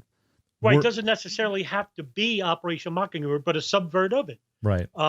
But we don't know what the name of that operation is or whether it even exists. But we can come to an agreement that there is media manipulation going on. I mean, that's obvious. Yeah. It wasn't so obvious back then because we didn't have the internet. I mean, we had radio, we had TV. And the Germans didn't even have TV. They had radio. And look at the media manipulation that they conducted. Now, just imagine if they had TV.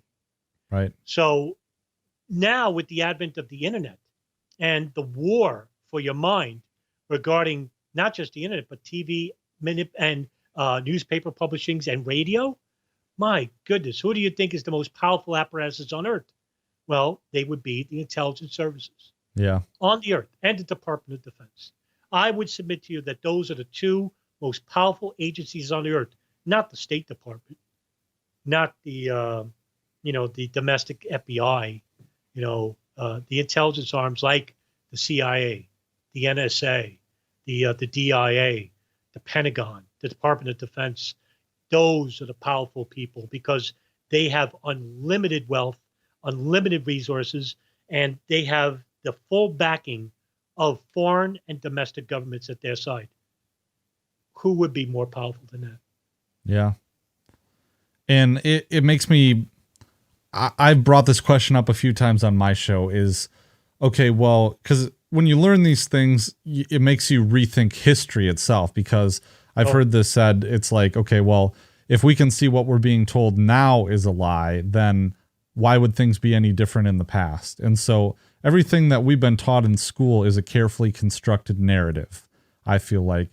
But then it puts you in the situation where you think, okay, well, are we living through unique times, or is it just that now we live in a time where we have the access to the internet and we have this knowledge, and so humanity in a sense is becoming the most aware and awake that they ever have been, and now we're just seeing what's going on for the first time? I think it would be a crooked lens at best, because yes, we have instant information at our disposal, something that's never happened before in human history. So that would mean that we would have literally a Britannica at our disposal, whereas back then you would have to buy the Britannica itself. However, with information comes disinformation, and I would submit to you, I think there's a lot more disinformation at our disposal than at any time in history, and only because of the advent of the internet. And this is the reason why now that we're seeing the subjugation of certain channels. And a couple of years ago, we saw right-wing luminaries being subjected to suspensions or restrictions from, powerful entities like Google or YouTube, and more recently, Facebook and Twitter. And they're all being coalesced. So these corporations are basically buying out with one another. So not independent anymore. So they're being controlled by very few agencies. That's what happened with the media. I think it's a total of maybe 8 or 9. I could be wrong. I think it's 8 or 9 or 10 corporations that run all the media in the country, which is a horrifying thing. And I would recommend the movie Network, which basically was such a underrated film regarding how the media operates in its essence. And I think it's the only film where they gave the best actor to it was a posthumous award because the actor who played the main character died, and he was given the best actor. I think it won best film. I think maybe, but it starred a famous actress, and I can't think of her name, but it was a magnificent film. I really would implore everyone to watch it, and it really showed what the media is and how much they get away with and how much disinformation they purport. Oh, okay. I was thinking for a second you were talking about The Social Network or something like that, but no, that's recent. This is a 1976 film. Yes. I'm actually just gonna, speaking of disinformation, I'll put up Wikipedia page, but you can see what film that we're talking about. Yeah. So there was maybe one other topic that I wanted to touch on while I got you here. This has been one of my favorite interviews that I've done so far. This is great. Oh, is it? Yeah. No, thank you. Thank you for having me. Really. So you mentioned heavy metal being played to interrogate prisoners in Iraq and Afghanistan, and I'm a huge heavy metal fan. So I found this very interesting. You are? Yes. Cool. So they had mentioned Drowning Pool, which is not a band that I've listened to a lot, but tell us a little bit about that, and then I'll ask you what bands you like to listen to. Yeah. So there's been some whistleblowers that come out in recent times where they said one of them was he wasn't a commander. He was a soldier at Guantanamo Bay, and this is something I covered before. Who became friendly with a detainee there by the name of Mohamedou Al-Slahi, and there was a film called The Mauritanian, and it was a fantastic film. Slahi is somebody I've contacted on Twitter many times, and he has a book, which I'm currently reading at the same time, and I'll show it to you. It's a Guantanamo Diary, and he is the only detainee in existence that was allowed to write a diary while at Guantanamo Bay. It's a huge book. Fantastic read. And it details about what he went through and the nature of torture that he went through. And one of them was where he was locked in a cell and he was handcuffed onto the floor with his wrist to the floor, and he's kneeling position. And around him, he's in this container. So it's a metal container. And there's these flashing lights and blaring on speakers, which are just a few feet from him, is music, heavy metal music. And the reason why they used heavy metal music was simple. The Arab community are basically somebody who's absolutely foreign to metal music or even techno, for that example. They're probably more familiar with techno than they are with heavy metal music. But if you get a band like Slayer or even Drowning Pool, which I don't listen to. Yeah.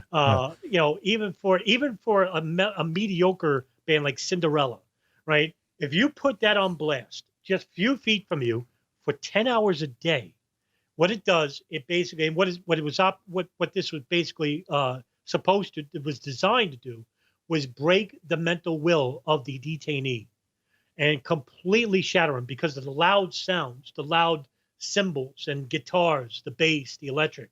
All this was basically overwhelming to the senses of the Arab detainee because he's never heard it before, never heard this music before. And if you get somebody from like Afghanistan who doesn't even know what Manhattan is, much less heavy music, and he's in a room and he's listening to this on, with 300 decibels, for example, which is extremely loud. And you're in a small confined metal room where the echoing it breaks you, destroys you. And Slahi basically wrote this in his memoirs, and he wasn't the only one. There was a number of different issues, and this was raised. I think I brought this up about a 2008 Associated Press report, which reported that various musicians found out about this program and said that they objected to their music being played in torture. But Drowning Pool, basically, I think, I forgot his name, the leader of the band, he commented and said it was an honor that they used his music to break, these terrorists, so that we don't have another 9/11 attack. Of course. Which is absurd. Yeah. Absurd when you think about it. But yeah, that was an interesting. I had not known about that until coordinating with Slahi and reading their memoirs. And other detainees like Abu Zubaydah, he was subjected to this as well. Mustafa al-Hasnawi, Abdul Aziz Ali, that's Ammar al-Baluchi. Yeah, these guys were basically, listening to this. And also we saw this. This isn't new. I'll use a previous example. We saw this in the goodness gracious, Waco, Texas. Yeah, I was going to say that. Yeah. Where they played the sounds of rabbits being slaughtered. I want to say what band? It was a metal band they played. I forgot. Goodness gracious. Well, while you're thinking about that, I was thinking about, there's this band. Okay, so I don't know if you've ever heard the band Nile. They're like an Egyptian themed technical death metal band. When I was in high school, my friends would always make fun of me because I had a sleepover once and I put Nile on, and some like Cannibal Corpse, Nile, all these like really Deicide, all these really Cannibal, yeah, I'm well aware of that. Okay, so I would play that, and at sleepovers I would go to bed to it because I listened to it at night. And it just seemed so like, I don't know, I'm a huge metal nerd, and so I could do that. It relaxed me. I'd play whatever. I'm weird, but there are some metal bands that are so disturbing and grating to me to listen to that I could imagine. Now I'm thinking about what they should have played at Guantanamo Bay instead of Drowning Pool. That would have had a better effect. That's just where Obituary, for example. Yeah, Obituary. Or I was thinking, Adam, after we're done, you should go and listen to this band called Portal. I don't know if you've ever heard. They're like they're a New Zealand metal band, but their stuff is so evil. It's like blackened death metal, evil. Like, it really sounds like a demon, and it's disturbing for even me to listen to. Or there's other bands like Sun. It's SUN, and then there's like some symbols after it, and this is like drone metal, it's called, and it like warps and it really kind of messes with you. Or there's this one other band, Gorguts. I don't know if you've heard of them. They're kind of around the Obituary era. Their music is just really grating and dissonant. And anyways, I'm just thinking, like, if you get high or something and listen to that, it's scary. It's a really scary experience. Right.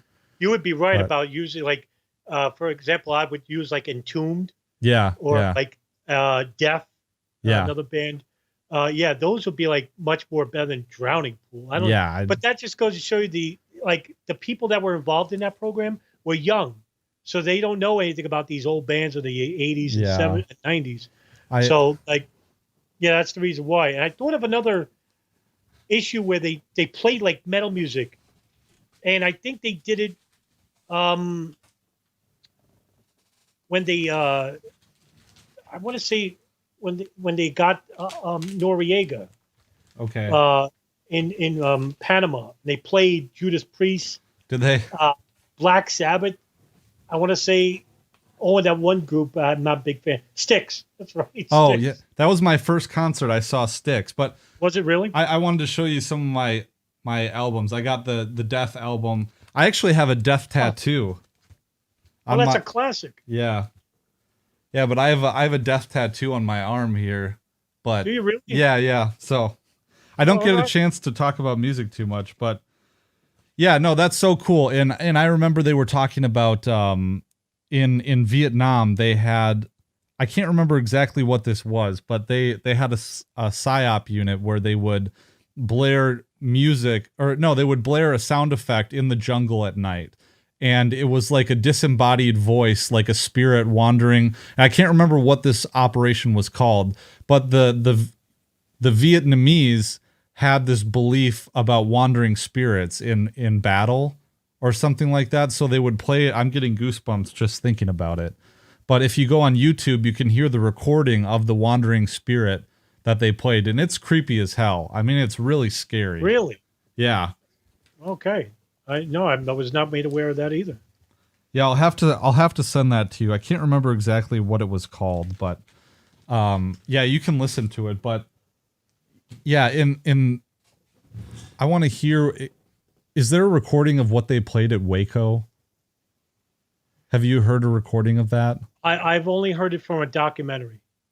So they played cymbals and drums and guitar, but they also the one sound that they said they always remembered was the sound of a rabbit slaughter. Yeah. And that it was going through like a saw or whatever. And they said they played that for a month straight. Oh my God. 24 hours a day. Could you imagine so I that? can only imagine. Oh my God. But Jonestown did this too, and I just thought of this too. Jonestown didn't play music, but they played on 24-hour loop, and this is according to Deborah Layton, the daughter of Larry Layton, who was a Jonestown member, in which on loop for 24 hours a day, they played Jim Jones recordings every day. And they did that for 6 months. Great. So where was this? Sorry, at Jonestown? Jonestown, in Guyana. And they played Jim Jones at Jonestown. Right. So he would make recordings. He would sit drug induced. He was drugged out of his mind at this time. And he would play recordings. And basically, he was also given like deceiving information, saying that the Soviets took over the United States because all these people that moved with him to Guyana, they weren't getting any type of news. They were getting only fed information from Jonestown loyalists. And this was a psychological operation. That's why I think this was part of the MK Ultra program, even though Ultra program was disseminated by then. But I think this was part of an operation affiliated with it because the CIA was involved. And I spoke about this with my co-host Richard Cox one time. And one of the CIA case officers in Jonestown by the name of Richard Dwyer was one of the few survivors after the massacre that happened. And it just so happened when the congressman Leo Ryan visited the field in Jonestown, he was stabbed by a Jonestown loyalist, and he was on his way to a plane to get out of the country. And while he was there, this truck pulled up. It was a dirt truck, and hidden in the truck was a number of Jonestown loyalists, and they began shooting at the people in the plane. And one of the people they killed was Leo Ryan, the only congressman killed in active duty in history. So they killed him. And basically what happened was they left for Jonestown. And the person who was at the airstrip was Richard Dwyer, a CIA agent. He lived that. And he was just feet away from Leo Ryan. He basically shook Leo Ryan's hand. And he said, he went, because there were two planes, and it was just like 50 feet away from each other. I'm sorry, 100 feet away from each other. And so Leo Ryan went to the other plane, and Leo Ryan was shot. NBC News cameraman was shot, and that's still on YouTube, where he's shooting the camera, he gets killed. And I forgot who else. Another congresswoman. She was shot. She lived. She got shot in the head too, and she played dead, and the guys left. After that, they returned to Jonestown, and Jonestown called everyone to the pavilion. And when he was doing that, they would call. They brought in the vats of chemicals, and this was all the cyanide that they used, and it was mixed with not Kool-Aid. It was something else, but it was like a juice, and they gave it to children. But there was a lot of people, and the official narrative is that they all drank it willingly, but that's not true. Yeah. According to the pathologist Desmond Matubi Mutu, who's a pathologist at Georgetown, he did the pathology reports on some of the bodies, and he found a small syringe hole between the back of their shoulder blades. And what they did was that there was a number of people, whether they were loyalists or whoever, they surrounded the pavilion with bows and arrows and rifles. And some of them began injecting them because a lot of people saw the initial people take the juice, and they were like, it gives a reaction, like they're shaking, frothing out the mouth, and all of a sudden it starts to weigh on them. Wow, we're going to die. And so Richard Dwyer, he was in the pavilion. And you could hear on the death tape, which is publicly available, where Jim Jones basically says, get Dwyer out of here before something happens to him. And he leaves with a JFK researcher and lawyer, Mark, can't think of his name.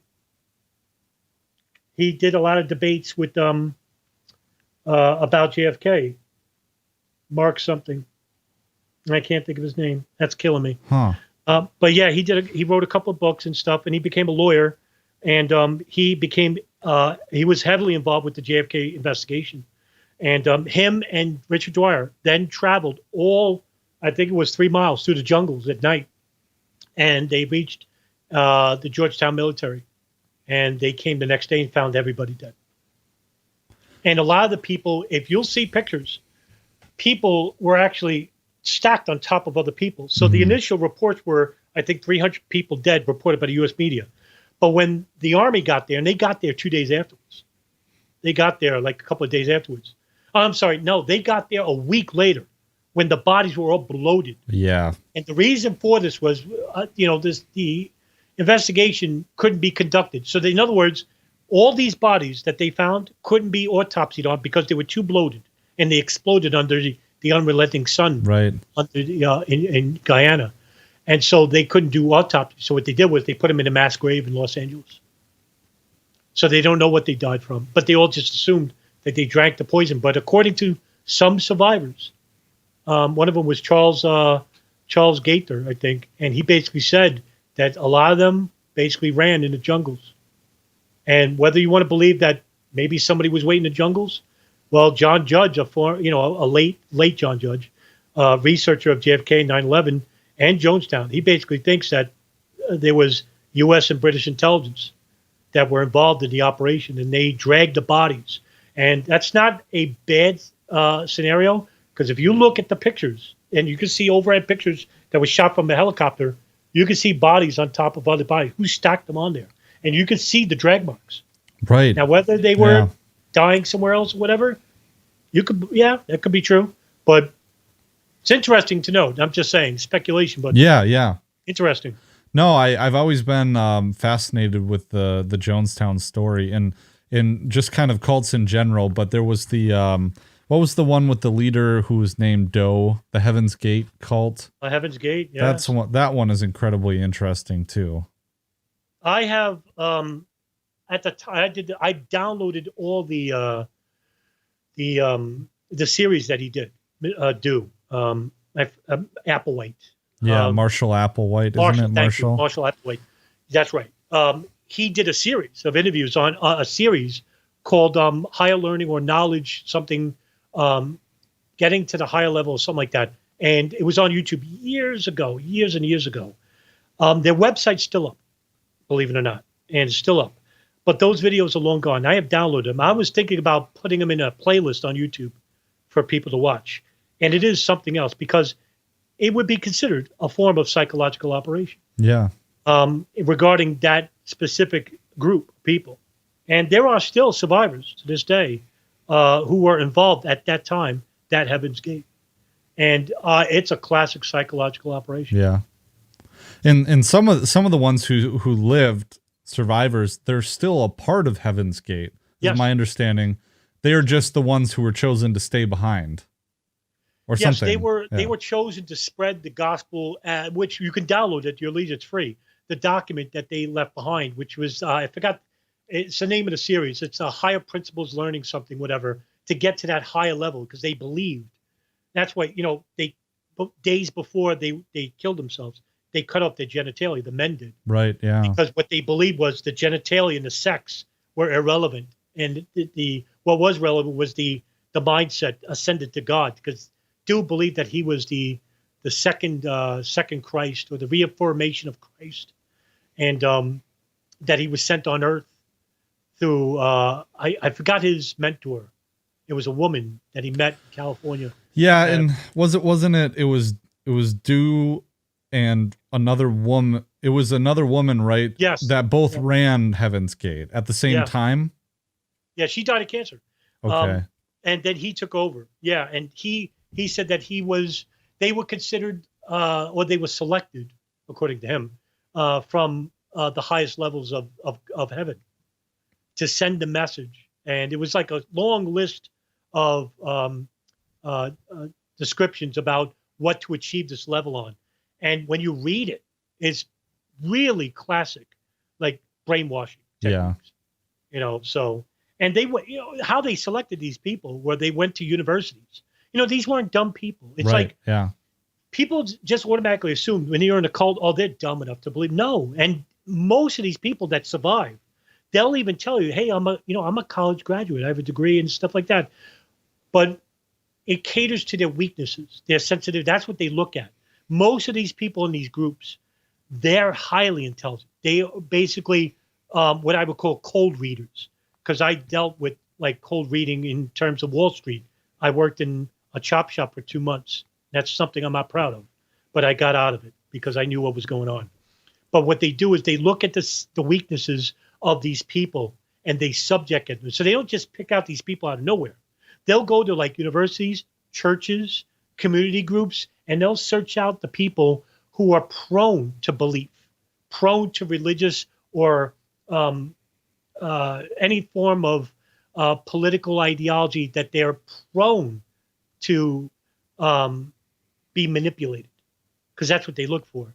And these are manipulating personalities, and they're very deceiving. And most of them are narcissists. I studied psychology at the University of City College of New York in Manhattan for many years, something I should have took more seriously, but I was very young. And it always interested me. And that's what led me to, delve into the Jonestown and Heaven's Gate and the Shioko Oyum in Japan. I think I'm saying that name right. The sarin gas attacks in the subway. Yeah. That one's fascinating as well. It's great. What a story. Yeah. And what a group. I think they're still around. See, this is a whole nother can of worms, but I've studied the Falun Gong. Have you heard of them at all? Yes. Yeah, but they're behind a lot of these Uyghur genocide allegations in China. But they run the Epic Times. Did you know that? I did not. Wait a minute. Hold on. Was it the leader of that group affiliated with somebody in government, U.S. government? Possibly. The Falun Gong, and that's how he got Epic Times? Okay, no. But I'm getting it wrong then. No, but Mike Pompeo is involved with them. Like, if you go to the Falun Gong website. Oh, I'm not surprised. Mike Pompeo is on, at least there's a quote from him about how the Falun Gong are being persecuted. But yeah, the Epic Times and New Tang Dynasty is run by Falun Gong. And their leader is named Li Hongzhi, and he's Chinese, but he lives in the United States now. But he'll address them. He'll address them at some of at their meetings. Right. Now, Mike Pompeo, for everybody, is the former CIA director, which is not surprising to say the least, regarding his affiliation with Epoch Times. Yeah. I don't post anything regarding, and this is sad too, because when I do my latest news videos reports on YouTube, I don't read from American news articles. If I can, I try to read from outside the United States, only because they have a more broader view, unbiased view about what's going on inside the United States. So that should just tell you how usurped, or if you will, or how misinformed these national media like the CNN, ABC, CBS, and they're all controlled by these corporations that have an agenda, and also the Department of Defense. And that's the reason why you see channels like CNN, for example. I saw this year, which was fascinating in its own right, CNN actually promoting the Iran war. And they'll have like 4-star retired generals from the Department of Defense, whether it's from the Army, the Marines. They all go on to have private firms in their own names. And they go on to these allegedly progressive channels.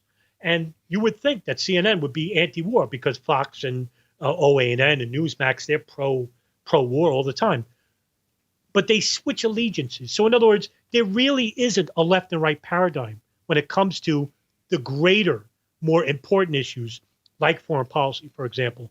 But when it comes to the public sector, the public sector such as healthcare, Social Security, education, then it becomes a divisive issue within Congress. Yes, there is a left. Yes, there is a right. And it takes time. The wheels of Congress go slow, right? But when it comes to, say, giving military aid to Saudi Arabia and Yemen, or when it comes to a financial aid package to Israel, one day, and it's an overwhelming vote. And that shows you right then and there really is no left and right of politics. There is one government, and it always has been that way. But it's led to believe by the populace that, yes, my vote goes to a progressive, it goes to a libertarian, it goes to a real guy who's trying to make change. There is no change. There is no progressivism.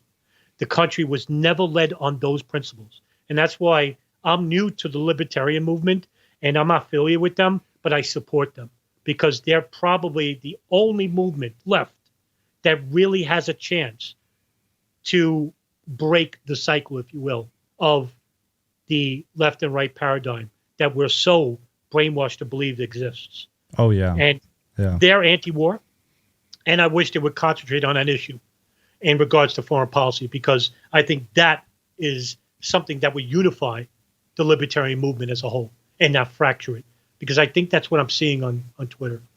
Yeah, and I do worry, and I hope that our episode today will be, I guess, a warning or instructive to libertarians on Twitter, because you mentioned the Rittenhouse trial, and I should probably wrap things up here pretty soon, but you mentioned the Rittenhouse trial and how you and I think agreed on this when it was happening. I know we had a little bit of a Twitter exchange, but I was taken aback at how militant the libertarian sphere got in supporting, like, of course, Kyle, I talked about this on my show, but of course, Kyle, had a right to defend himself, but at the same time, promoting this escalationism and promoting, like, defending your property with deadly force. Well, I think in my opinion, you have a right to do that. It's probably not the best decision.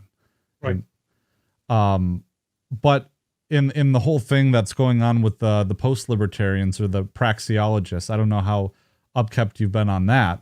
No, I'm not at all. Well, it seems like to me it's a fracture. It's ones who would post-libertarians or praxeologists are members kind of our movement who would embrace more paleo strategy, like embracing Republicans for office because they're better on COVID, or using the state more so to I don't want to do a straw man of what their positions are, but they're more of embracing the right-wing cultural kind of stuff, in my opinion. I absolutely agree with this, because when a couple of months ago I started seeing similarities between certain libertarians and conservative values, for example. And what really brought it out was Rittenhouse trial. And for me, it was like, I never saw it as a left and right paradigm. I saw it as a single issue that didn't involve politics at all. I saw a guy basically being chased. And would I have done what he did, basically cross borough after borough? He wouldn't cross state lines. That's another disinformation tactic by the media. Would I have done it? Would I have gone to another area and, brought a gun with me, knowing that there could be a good chance of using it? No, I wouldn't have done it. But then that's me. So I don't know him. But, whether he believed that he was doing good by protecting the property from anarchists or aggressive protesters. And this is not a degradation of the left or the protesters against abusive civil judicial liberties. Yeah, I support that. In fact, I think there should be an addressment of the barbaric practices of the police department. I just shared a video regarding a person by the name of Dave Grossman. Yes. If you're not familiar. Yeah. I am. Yes. I've done a huge bit on this, actually, on him. Did you? Yes. Yeah. Yeah. Grossman basically goes around the country, and he's well received by the police departments all over the country, in which he did a number of books and texts regarding the nature of warfare. And the New York Times, the video I shared is from the New York Times in regards to how he's instructing the police departments into using lethal force, so that in other words, he's bringing the military mindset, aggressive mindset of lethal force to the police departments. You won't hear this from the media. You won't hear this from the left. You won't hear it from the right, because they don't talk about these issues. They'll talk about the trivial, fractured sectarian issues that don't matter in the greater geopolitical, greater political picture. And this is what should be brought into the light, right? Here is a bigger issue that involves most everybody. And this is the issue we have to address. But he flies right under the radar. Nobody talks about Dave Grossman because nobody knows who he is. But everybody knows Kyle Rittenhouse. Everybody knows about, God's sakes, I forgot his name. This was early in the year. I forgot his name. Regarding the issues of the left and right, it was a big issue then. But Rittenhouse really took it to another level, and I started seeing some people from the libertarian movement basically agreeing with like the conservative principles. Oh, he should be allowed to do that, and it's Second Amendment rights. If this was about a gun issue or gun regulation, how many mass shootings do we need in order to implement the gun issue? I mean, this is ridiculous. It's more about the issue about dividing the human populace, psychological warfare. Yeah. Something I've been trying to get through to people. It's made to divide the people. The gun issue is irrelevant. The political issue is irrelevant. The issue is the divide. In simple terms. Now, you could disagree with me. That's I fine. totally agree. Yeah. We can have a conversation, but I'm looking at the much bigger picture. Yeah. And I'm hoping that the libertarian movement does too. No, I totally agree. I think the gun issue and the self-defense and the property protection is aside from the point. I think I totally agree. This is a divide and conquer strategy, and it worked very, very well. And it worked well even within our movement. And I think the divide between the Praxians and the post-libertarians, or I think it is kind of all of a sudden, we got the Mises Caucus energy, and now it seems like that's fracturing. But this is kind of inside baseball. What I want people to do, though, is view this and learn about these psychological operations and use it to diagnose what's going on right now in our movement, or in the country, in the world, rather. Right, I agree. And that's why I did those videos. I wanted to bring attention to the bigger issues. And, that's the whole basis of my channel. My channel is a learning channel. I'm hoping it is an educational channel. And yeah, I do reach a very minimal audience. But at the same time, what I'm hoping for is that the audience that follows me, that they take the information they learned from my channel and they open their own channels. And that's how you build a movement, an educated, informative movement. Yeah. And I don't want followers. I want leaders. And, all the people, and I mention this sometimes in my videos at the very end, where I tell people, I'm really hoping that the people who follow me, they open up their own channels and they do educational content that helps the community, the global human community, not just the specific subset, but to everyone. Because what I want is a unified, healthy educational, informative community where we can act on our principles and not just believe in them. Yeah. Yeah. And that takes work. It does. And that's not easy. Sure does, man. Yeah. And you feel like a man unto yourself, like you're an island unto yourself. Yeah. You're not. There are other people like that out there. And we just need to have more of them. Yeah, certainly. Hey, I'll wrap it up here, but I got to tell you, yeah, Dave Grossman. I've never heard anyone else mention Dave Grossman. I know Radley Balco was talking about him like a decade ago. Yes, I'm familiar with him. But I'll have to send you the pieces I've done on his work. Killology and his On Killing, that book he did, and Stop Teaching Our Kids to Kill. I have all those, and I've done pieces on those. So did you? I'd love to read those. Yeah. Yeah, cool. Okay, well, can you tell everyone again where they can find your work, and then we'll wrap this up. Sure. Well, my podcast is The Darkened Hour, and on YouTube, I'm pretty simple. My real name, Adam Fitzgerald, and on Twitter it's _ Adam Fitzgerald, but on Odyssey, on YouTube, it's Adam Fitzgerald. When you go to my Twitter, it'll show you the handle for the WordPress where you can view the documents and files relating to 9/11 and the areas related to of, and they're free of charge. You can upload them, download them, and I have over about 3,500 documents and files about foreign policy, and I'm also uploading books on there as well as Senate Select Committee hearings on the torture practices at Abu Ghraib and Guantanamo Bay, as well as the 9/11 Commission report, the Joint House Inquiry report, and I think I'm the only person in the world, and I'm not bragging about it, I think I am. I'm the only person in the world to upload the entirety of the Joint House Inquiry and 9/11 Commission on YouTube. And I did it in a way where you don't watch a 3-hour video. I broke it down to where each panel member was interviewing a specific person. So that took me about 7 months to edit. Oh, man. And about another 5 months to upload. That's the yeoman's work. Yeah. But I know people don't like looking at 3-hour videos. So it is short attention spans. That's the problem. Yeah, it is. And like I've heard people say this, is that it's like listening to content like yours, and I hope like mine, is hard to digest. It's like you have to make an event out of it. You can't just passively listen to it. You have to be engaged, and that's difficult. I got 2 kids, Oh, do you? So, oh my God. Yeah. Double the work. Yeah. I'm single. I don't have children, but yeah, if you're a parent and you're doing this, wow, more power to you. That's incredible. Yeah. And you're an anomaly, because most people, and this is the powers that be, and I hate using that term, but they know that the regular average person has a family of their own. Right. That they don't have the time to do deep dive research like I do. I'm not smarter than anybody.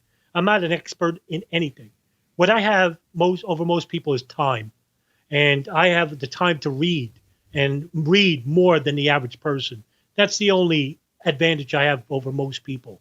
But you don't need to be an expert, and you don't need to be somebody who spends 6 hours a day in reading material. If you could do it for 1 or 2 hours a day, at most even an hour, you're more informed than most. And so more power to you, Patrick, for 2 children and doing what you're doing. It's incredible. Yeah. Well, thank you. I appreciate it. Coming from you, it's like, I told Kyle Anzalone, one of my best friends in this whole, thing. Oh, he's great. He is fantastic. Kyle is like, I always knew Kyle was going to be somebody big in this movement. Even when I first met him and started doing stuff with him years ago, 4 or 5 years ago. But Kyle Anzalone, like, I told him, Kyle, I don't know if I can write on this foreign policy stuff, because he was always encouraging me to. Yes. And he said, and I'm like, I'm no expert on this. I just, whatever. And he's like, well, you are more informed than most news anchors are on this. And that's not a compliment to me.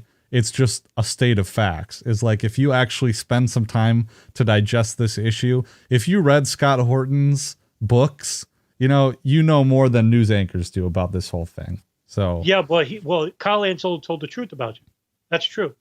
You're absolutely much more informed than news anchors, and I would submit that you're probably more informed than probably 80% of the American public. It's not trying to raise you in an egotistical type of situation. It's just that that's what we're up against.